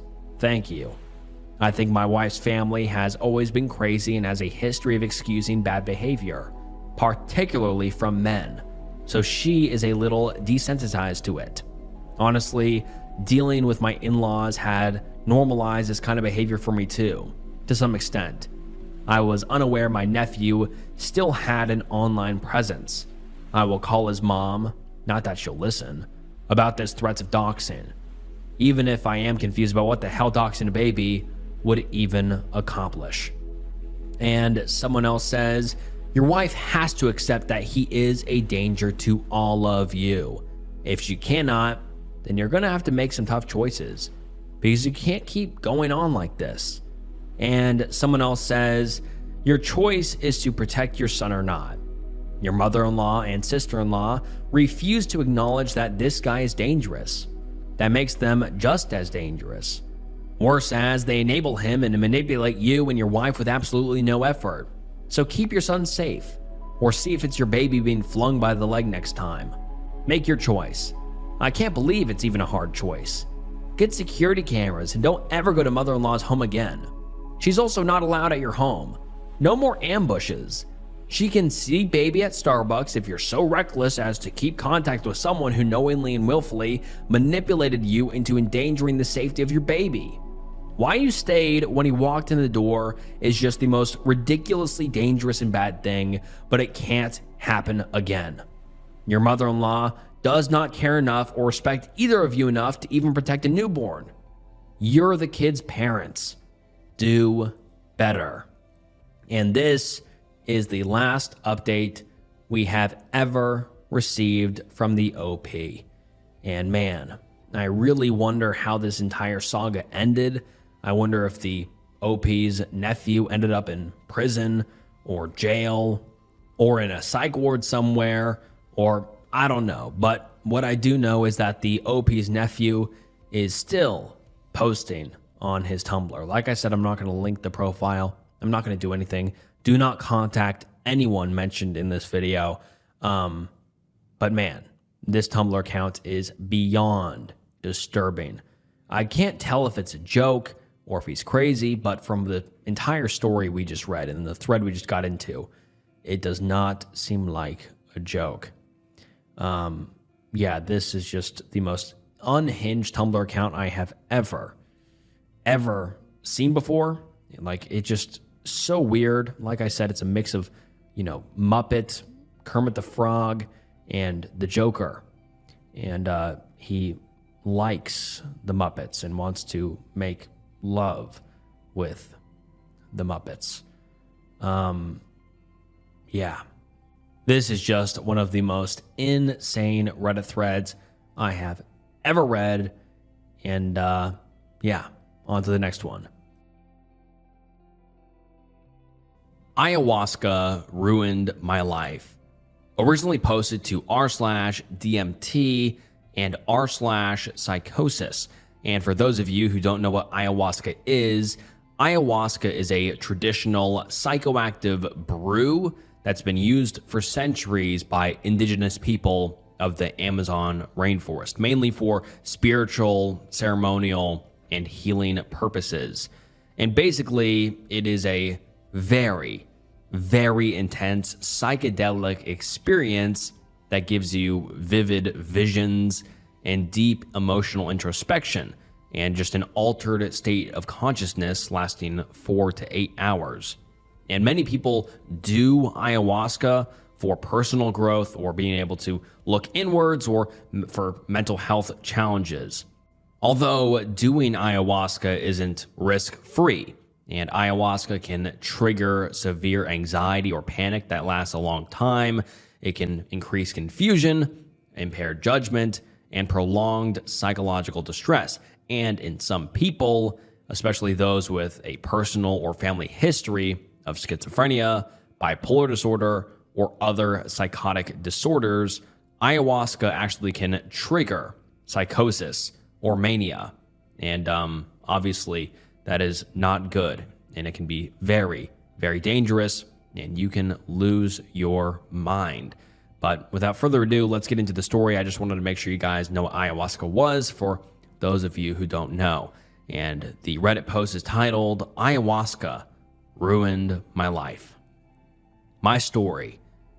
What happened in this ceremony in Costa Rica? My mind and perception was bouncing back and forth between good and evil. I would see and feel complete magic and light to complete darkness. Eventually, all the light went away, and I became separate from everything and everyone. There was just a void. My personality changed into something else, something terrible. In the ceremony, I actually ran away. I left the ceremony thinking that I was also leaving my life, and I would try again in a different lifetime. I felt I had failed life, and my external environment became extremely uncomfortable and unpleasant. The energy in my body felt like poison. Every sound hurt my ears, and even the food tasted bad. I became the ugliest version of myself that I didn't even recognize. I was going through a lot in life at the time, and perhaps it was not a good time for me to go, but who knows why this happened. The psyche is fragile, and things can easily go wrong no matter how prepared you are. Psychedelic psychosis is more common than I knew at the time. After the ceremony, the effects of the ayahuasca did not wear off. They actually became stronger over time. My mind was completely taken over, that I could not identify with myself anymore. My mind would break and shatter apart over and over. I would get this constant stream of negative thoughts piercing my head for months, changing my personality over time. I started losing my memories, my values, my perceptions, my mind. I was working with 2 medicine men, but nothing seemed to help. I did everything I could to hold on to myself, but eventually my mind got so hijacked that my former self stopped existing. Intense energy sizzled through my body, and I could not sleep for weeks. My thoughts made me believe I was not ascending, and I'd be trapped in hell for all eternity. I was kicked out of the ceremony of life and was disconnected from life, my heart and spirit. My heart would constantly pound in my chest, my body would shake uncontrollably, and my brain would hurt. My perception of time was completely gone. I do not even remember the plane ride home. I ended up in the hospital from going manic and from constantly screaming that I was doomed for eternity and I would be going to hell. I was constantly planning my own S-word. All I could perceive was how I was going to be tortured for eternity, from the sounds of chainsaws to dogs barking to my teeth falling out and being burned. I was traumatized with fear. I would throw up from screaming for hours, stuck in loops, pacing for hours in distress. I ended up in the emergency 3 times for manic episodes and eventually the psych ward. I have never had mental illness in the past. Now I find it hard to leave the house as I now have major anxiety, depression, and fear. Since then, 8 months later, I no longer feel the effects of ayahuasca and have stabilized, but who I am now compared to who I was is very different. I feel completely disconnected from my heart and spirit.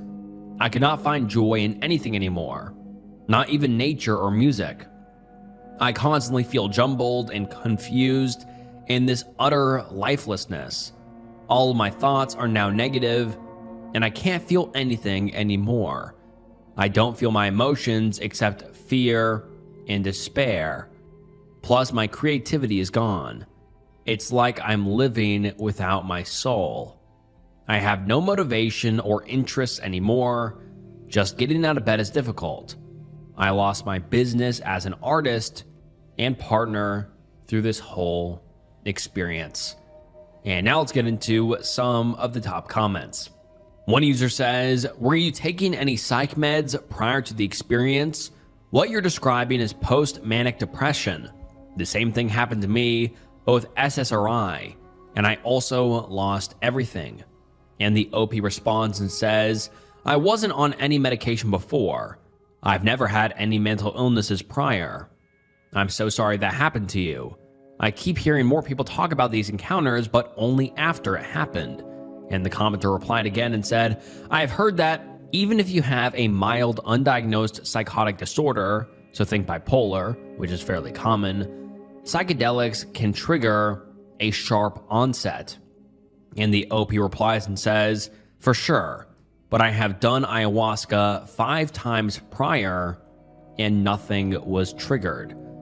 Another user says, this is happening more and more often since all these shamans that are supposed to protect the ceremony space don't know how to do it and leave people open to energetic parasitism. The only way to heal this is unfortunately through the same plant medicine. Make sure you have a real shaman this time who can identify and remove the pathogen that is now attached to your soul. These things thrive on such energy. You can take ownership of your own being again. However, it will take a long time. If you don't want to consider plant medicine again, some sort of meditation over many years would slowly but surely make space for the real you to inhabit your mind and body again. And the OP replies and says, I'm worried that taking plant medicine again will make me worse. I was only considering it if I don't see any progress in a year. And one commenter smartly says, don't take it again. Fight for footing in the reality you have. And I agree. I don't think the OP should go back and take that medicine or take the ayahuasca since it made her worse. I think she should, see a psychiatrist or therapist or go to the hospital because she clearly has triggered something serious. Another commenter says, any history of bipolar, manic episodes of schizophrenia before this? What you describe happened to me, but I didn't even drink ayahuasca. Was from my traumas surfacing for me to deal with after I got off a lifetime of SSRIs and had a breakdown. And the OP says, no mental illness before this. And another commenter says, I'm really sorry to hear about this. Must be horrifying to have your life stripped away from you and feel so empty inside. Deep down, I'm wishing you well and that you pull through this. There are a few points, though, that I'd like to share.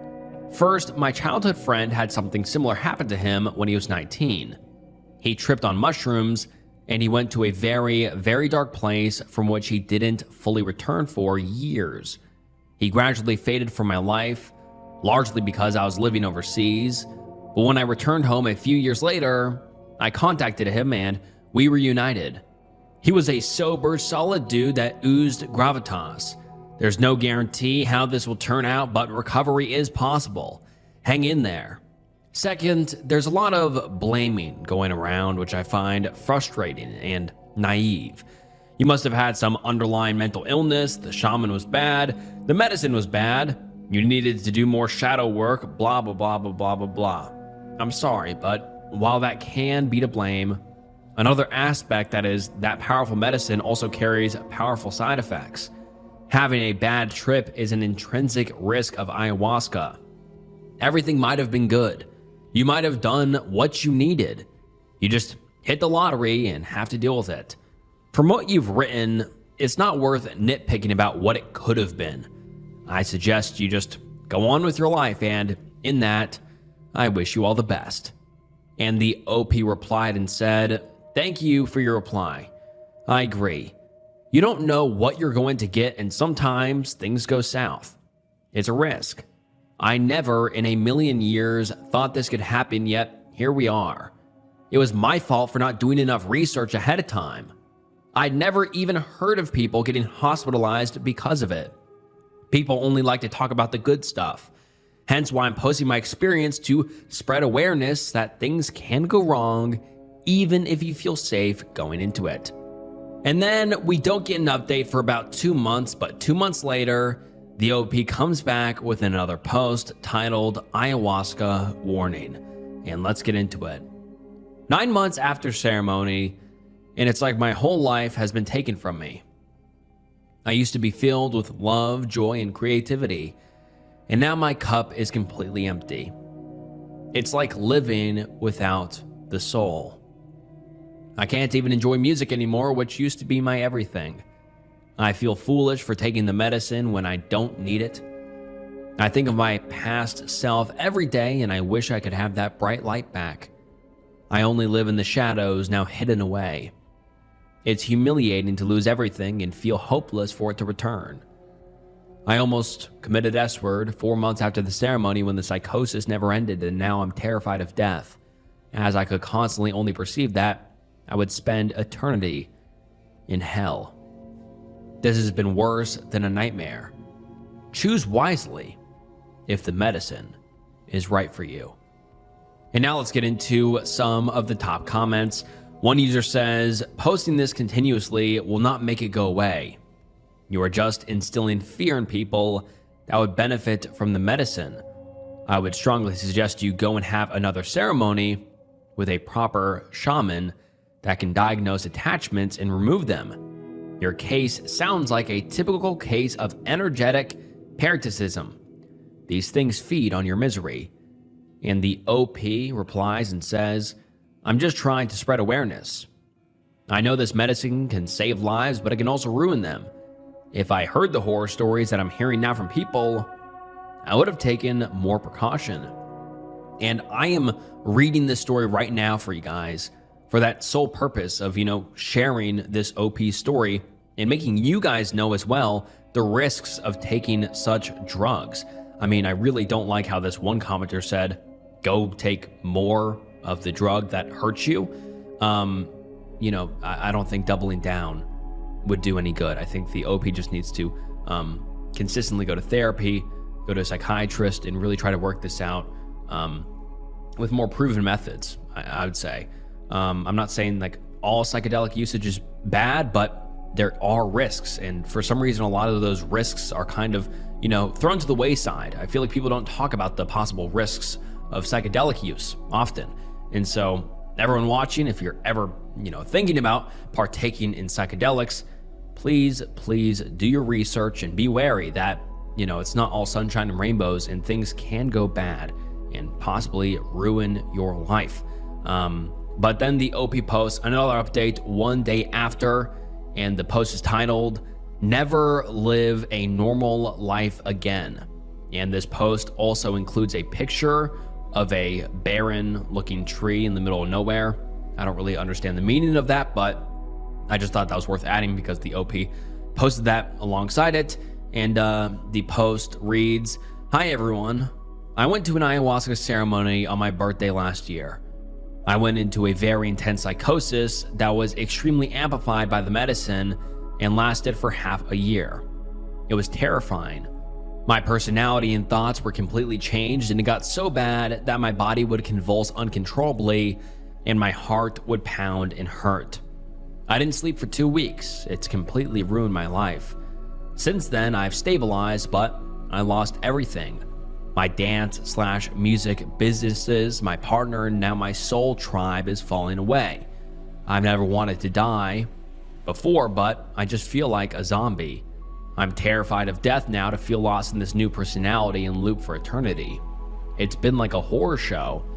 I can't believe this happens to people, and it's shattering that it does. I just want to be myself again, to feel free again. My heart goes to all of you who battle with this. Giving up has never been an option for me, but holy shit, it's not living when you're like this.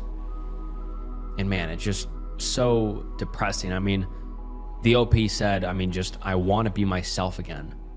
And it's so terrifying to think that, you can get lost in your own mind, which is what happened to the OP. Like the OP doesn't feel like themselves. They have lost a piece of themselves and that is so sad and so scary. And then the OP posts 1.5 months later, titled "The Aftermath of Going Through a Drug-Induced Psychosis. Can anyone relate?" Imagine humans were trees, growing, reaching, fruiting. As we get older, so do the branches, the leaves, the flowers, becoming older, wiser, stronger, more resilient, started to become unique, a home. Each part that grows and births a new creation of life represents a different path, value, interest, dream, skill, creative aspiration, etc. Like a library of everything that makes up who we are and who we've decided we want to be. Then one day, we get struck by friggin' lightning. Everything dies. All the work of becoming gone. All the fruit bared falls to the ground, and we are left unclothed, dead, with no way to get back what was destroyed. The roots stay in the ground and connections remain, but we will never become the ancient tree that we could have, should have, or grown to be. This tree has been shocked and traumatized. Life will inevitably grow again, but it won't ever be the same. That empty, hollowed, burned tree will always be a part of that lifetime. And now let's get into some of the top comments. One user says, "This is very eloquent and seems very accurate. Do you mind me asking how far on the other side of this you are? Was it a first episode? I hope you are healing." And then the OP responds and says, "It was my first episode that lasted about 6 months. I can work again, my memory's back, I can enjoy time with my friends. But it's like the richness of life is missing. Love music, art, nature, spirit. Like a cord has been cut between me and life. I honestly don't think there is an other side of me. Everything's just different now. I am different now. It's more of an acceptance of what is and gratitude that I can function in the world again." Another commenter says, 6 months is still quite young in recovery. It might also be worthwhile exploring if it's kicked up some other health issues if you can. Adrenal fatigue, if you're finding back tears quite often, pseudo-bulbar effect might be kicking your arse, etc. My cortisol levels were all over the place for my first few years of recovery. I have found acupuncture and physical therapy have both been helpful for getting back into my life and body." And the OP responds and says, "The psychosis of whatever it was lasted 6 months. It has been a full year. It's just what it's like not being in it anymore." And then about 1 month later, the OP posts a post that's titled "Afterlife." And they say, "What do you think of the afterlife? The scariest part of my psychosis was that it brought me to believe I would be stuck in an eternal loop of torture in a place called the void after I pass away. I actually experienced living in this place, in this reality, for months. It was worse than any horror film. Now I am terrified of death. Sometimes I feel like I'm just waiting for my life to be over since the accident, but then what? The mystery of it all used to be so beautiful to me, but now my brain is so messed up I'm terrified of the unknown and my new belief systems.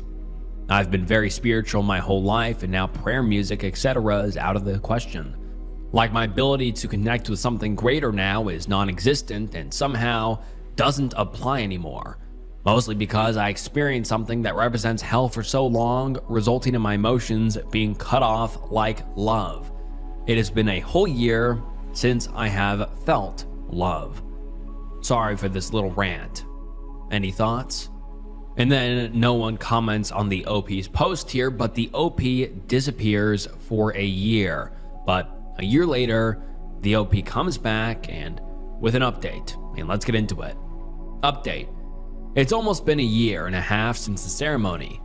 I am relieved to say that I have come out of the other side. I really had no hope, but gracias a Dios, it changed. It was around the year mark when I finally felt in control of my mind again and could feel emotions other than fear and anger. I'm no longer on any medication and living life again. I am well enough to work, and I'm now traveling on my own and rediscovering myself and my connections to life. I've been dancing and singing again and really pushing myself towards creativity and igniting that flame. We all have our own way through healing, and mine is definitely through dance and connections. I still don't feel as I once did, but there's been a huge acceptance of myself, and I've let go of a lot of regret. I did not do any special therapies. I actually feel I wasted a lot of money on different treatments. I just had to be patient and change my external environment for eventually the internal to change with it. I've gotten an overwhelming amount of people messaging me saying something similar has happened to them.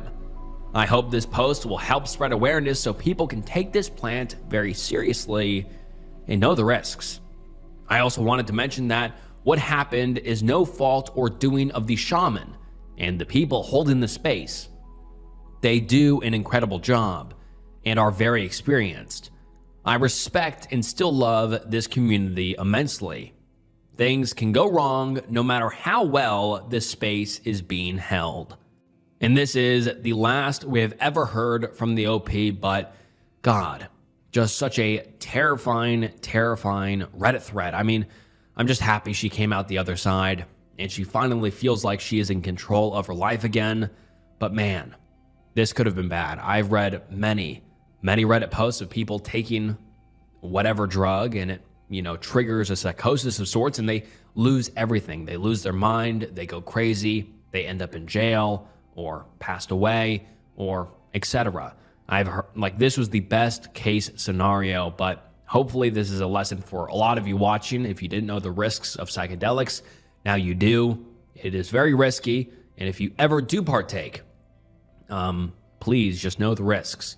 I'm not saying they're all bad, but personally, I just think it's important for you, to just spread this kind of message, that psychedelics and really any drug use has major risks that should not be, discounted. Yeah, I'm just super glad the OP is doing better now. I hope they have continued to improve their life and get their life back together. But yeah, on to the next one.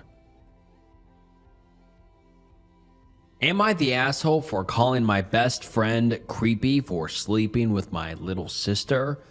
Originally posted to Am I the Asshole? And the post reads as follows.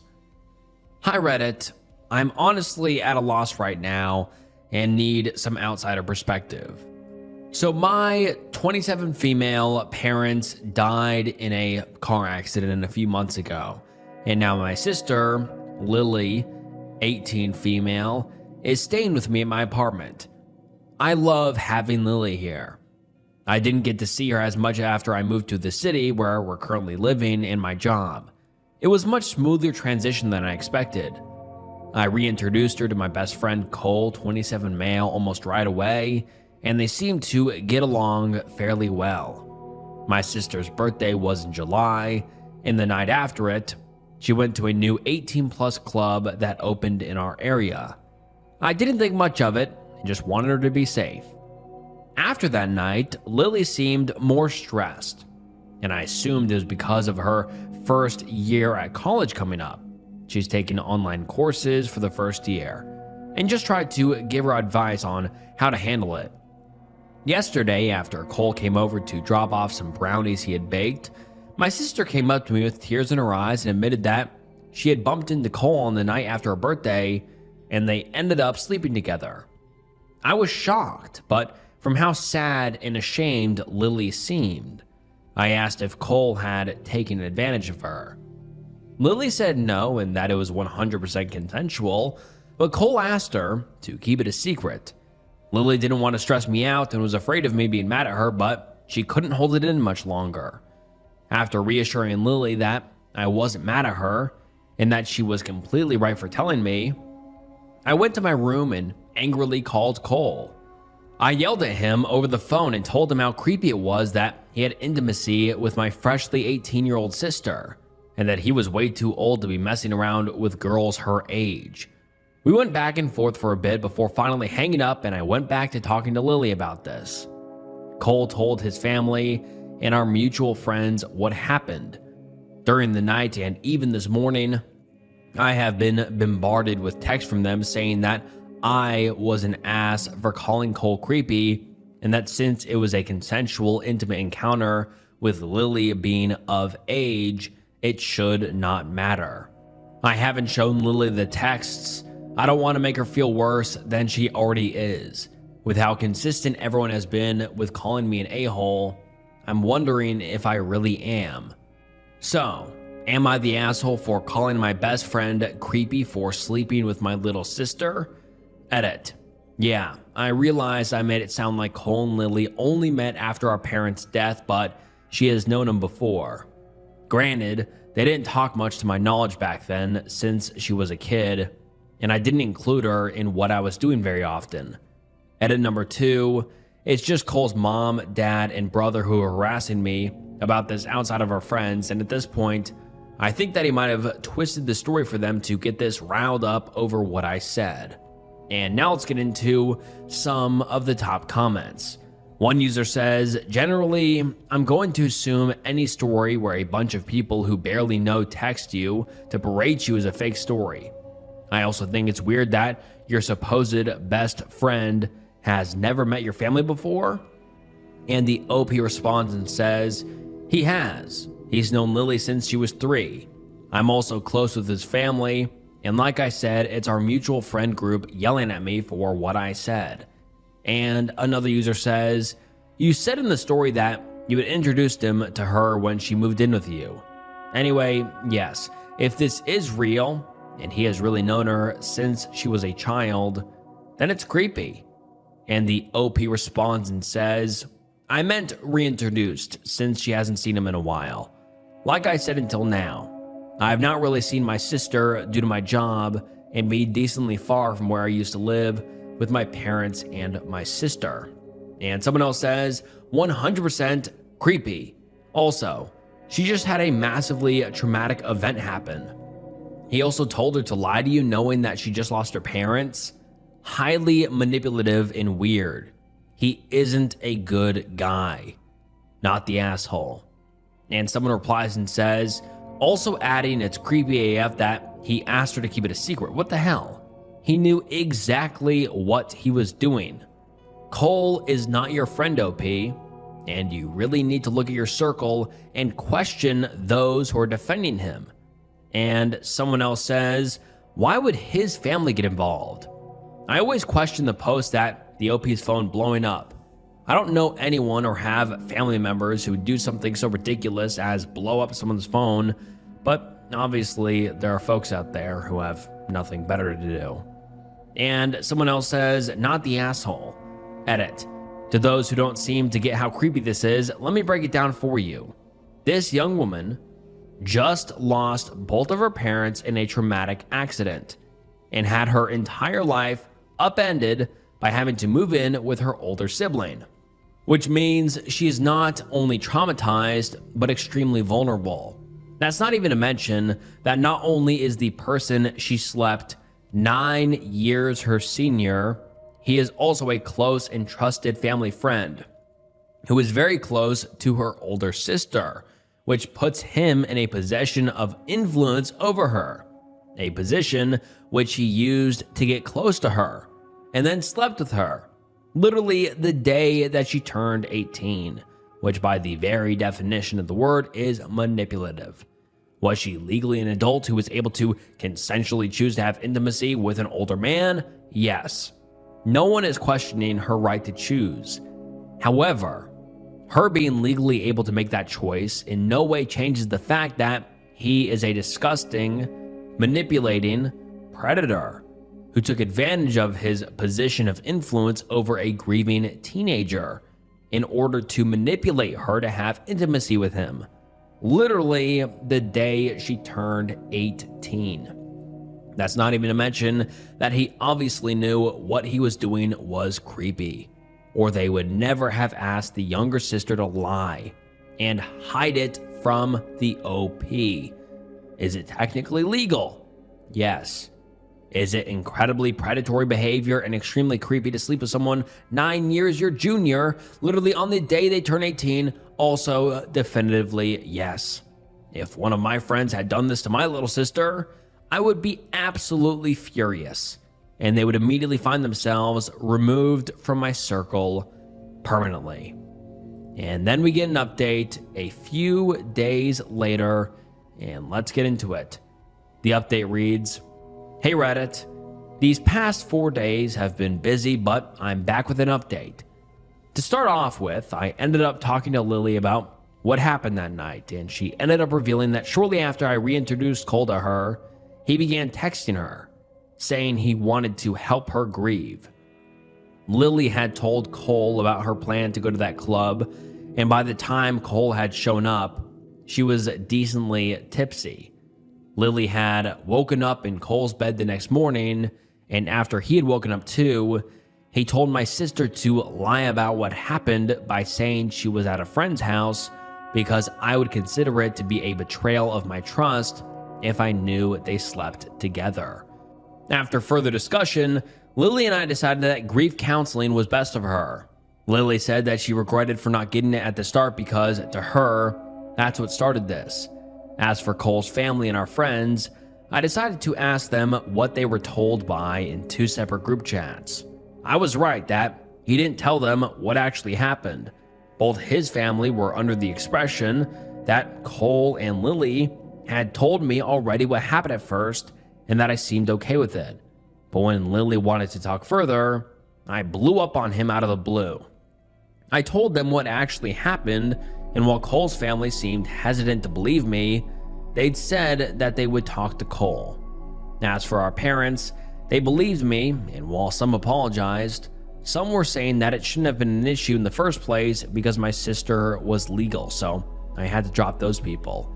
I have blocked Cole, and I haven't confronted him further, but I'm preparing myself for the worst when I do. Also, to clarify some things, I am a woman first of all, and second for all, I don't think Cole had ever romantically liked me the past 15 years of us being friends. There just hasn't been any signs of that, but then again, this proves that I don't know him as well as I thought, so I don't know. Thank you all for the advice, and I'll update you again if anything more comes out of this." And now let's get into some of the top comments. One user says, "I'm sorry, but I'm going to need you to clarify if that's you paraphrasing her saying she woke up in Cole's bed, or if that is exactly what she said. Because if those are her direct words, and this nearly 30-year-old man immediately jumps to 'don't tell your sister,' it makes me see red flags all over this. It sounds like he did take advantage of your sister, and that you might need to ask her a few more pressing questions about the specific events of that night to be sure. Hell, a talk with a preferably female officer might be helpful to clarify the lines that seem a little blurred here." And the OP responds and says, "I am not paraphrasing. What she initially told me when she came home after leaving Cole's apartment was that she stayed at one of her friend's place since it was so late in the night and she didn't want to wake me up." And another user says, "It's creepy that their relationship started with him consoling her regarding the grief. Still feels like she was taken advantage of, emotionally, not physically, although you have no context between tipsy and her waking up in the bed. Creepy." And then the OP comes back a few days later with another update, and let's get into it. The update reads, "I wanted to post an update a few days ago, but I felt emotionally and mentally exhausted. Per your guys' advice, I asked Lily if she actually remembered having intimacy with Cole, and she said that she remembered Cole buying her a drink. Then later on, Cole convinced Lily and her friend, who was tagging along with her, to let Lily go home with him. Lily remembers getting in the Uber and being inside of Cole's living room and bedroom, but not the intimacy itself. I mentioned that it's possible Cole drugged her with that drink, and if he did, then it's our word and Lily can press charges against him. Lily said if she did, she would want to press charges against Cole. We both got a bit emotional afterwards, and I apologized to Lily for not noticing that something was wrong when it first happened. As for Cole's parents, they threatened to cut him off financially if he didn't tell them the truth, and Cole admitted to what Lily said in the first post. Cole's parents apologized to me over the phone, and I told them what Lily said, and if he did drug her, then there's a possibility that we'd be pressing charges against Cole. They seemed to accept that and apologized one more time for harassing me before hanging up.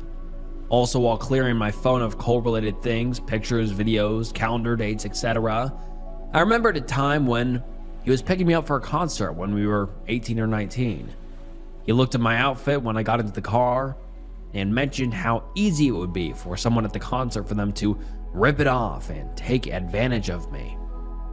I'll be honest, I was far more timid and more afraid of confrontation, so despite feeling weird about his comment, I brushed it off so we wouldn't fight over it. So there's one red flag I missed and regret not saying about it. Like I said in the last update, thank you all for your support and advice. I'll update you guys if anything major comes up. Edit. Oh, and I'm changing all of my passwords. Probably my apartment door lock too, that Cole has access to, just in case he tries anything. And now let's get into some of the top comments. One person says, Jesus Christ, saying the guy was a creep was such an understatement. He belongs in jail. And someone else says, ugh, I'm so sorry for you and your sister are having to deal with this on top of everything. I would maybe get some legal advice if you plan on moving forward with pressing charges. Also, get a R-word kit done, mainly to check for STIs, and it's most likely too late to get any DNA or other evidence, including evidence of being drugged. Depending on where you are located, I'm in the US, and from my experience, going straight to the police even a few days following the assault can lead to a never-ending he said, she said argument, and your sister will have to recant that night over and over and over again. That said, I strongly believe in justice, and it is very clear that your sister was taken advantage of. I would personally look into next steps for pressing charges. Again, I'm so sorry, and just know that people like Cole know what they're doing and how to hide their true selves from others. So none of this is your fault at all. I wish you and your sister nothing but the best. And this was the last post we had ever received from the OP, so I really wonder what ended up happening. Did the OP's ex-best friend, Cole, end up in jail or press a charge against him? Hopefully he ended up in jail. I mean, this guy is a complete creep, and who knows who else he's possibly taken advantage of, you know? I mean, if he took advantage of his best friend's little sister, he could have many more victims, which is so sad to think about. But hopefully the victims come to light and, you know, tell the police what he did, also press charges, and hopefully he goes to jail for a long time. And I hope that the OP and the OP's little sister are doing better now. Strangest thing that has happened in my life. Preface: this is not a creepypasta. This is not made up. I'm not trying to promote anything. I don't care about karma. I don't care about attention. Everything I'm about to write is 100% true. Last year, I went to Dubai with my girlfriend and my best friend. When you land, they give you a SIM card with a limited amount of mobile data. I didn't care about it, but my girlfriend took hers and so did my friend. They both put them in their phones and activated them, even though we kept using our regular mobile data until we got to our apartment. The first 3 days were completely normal. On the 4th day, we had our desert safari booked. The reservation was under my name, with my Romanian phone number and everything. The driver picked us up, took us into the desert, all that stuff. At one of the stops, there was a guy offering photos with a falcon. If you wanted one, you paid and he'd let you hold the bird for a picture. I politely said no. He kept insisting. Same answer. Later that night, while we were having dinner before heading back, after it had already gotten dark, the same guy came up to us again. This time, way more pushy, asking if we were really sure we didn't want a photo. Again, no thanks. We got back to the apartment, showered, went out for a walk, then came back. As crazy as this is going to sound, and again, I have absolutely no reason to make any of this up, I have nothing to gain from it, and the three of us are still confused about it to this day, but it was around 2 or 3 in the morning. We were literally watching an episode of Black Mirror when my girlfriend's phone started ringing. She answered it and put it on speaker. Nobody said anything. All we could hear was breathing, almost like a faint hissing sound. We said, "Hello?" Nothing. So we hung up. The call came to her Dubai number, the one from the SIM card she got at the airport. She had never used that number. She hadn't called anyone with it. Nobody had called her before, and she didn't even know what the number actually was. We decided to save the number and check the WhatsApp profile picture. And there is a profile picture they attached. I'm going to blur this guy's face because I don't know who this guy is, but it's a picture of, some guy. I did a reverse image search out of curiosity. It turned out to be the picture of the president of the UAE. Oh, well, then I'll unblur it. Obviously, it wasn't actually him. That's not the point. Here's the part that still creeps us out. Among the reverse image search results on Google and Yandex, there was an Instagram account that had posted that exact same picture. We opened the account and honestly, I still get goosebumps thinking about it. The last post on the account was from 3 years earlier. The profile picture was the same one as above, but the last post itself was a picture of the Falcon guy from the safari. I can say with 100% certainty that it was him. Same place we had visited, same clothes, same Falcon. We never got another call after that, and the rest of the trip was completely normal. Any thoughts? Any explanation?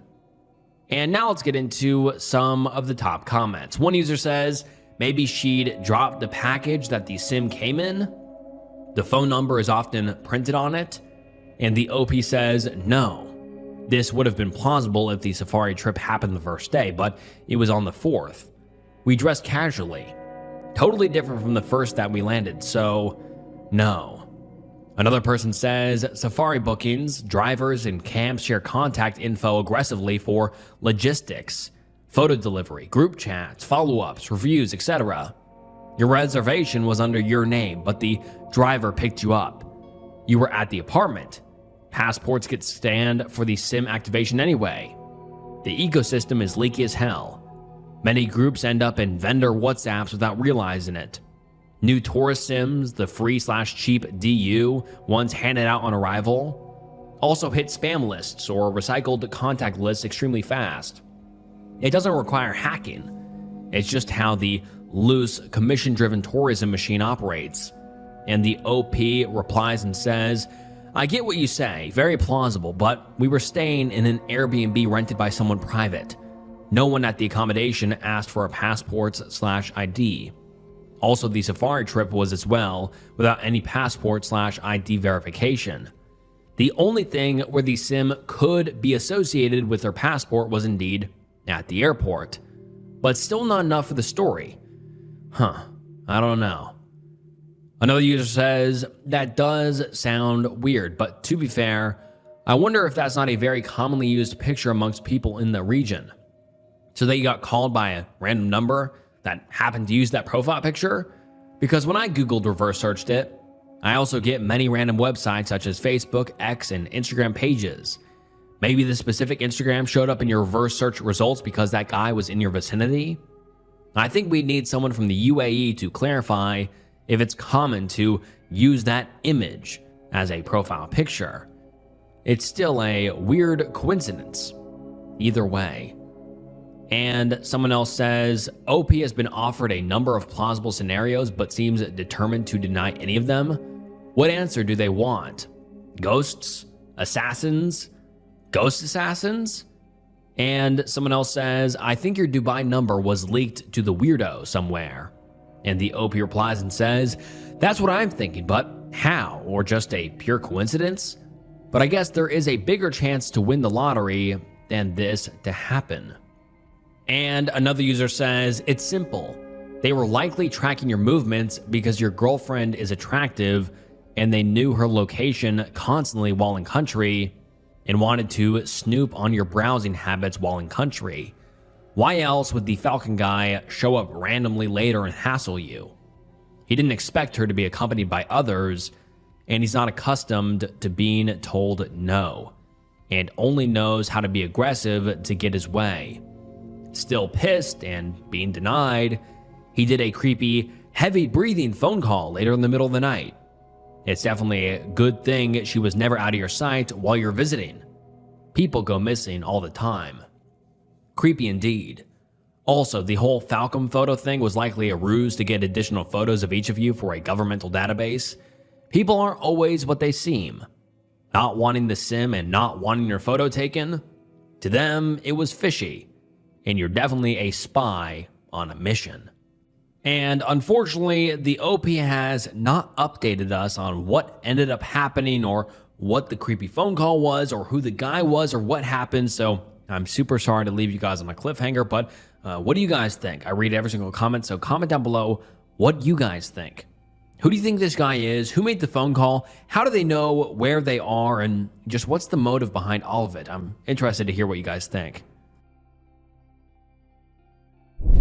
And all right, guys, that wraps up some insane true Reddit threads. I really appreciate you guys watching.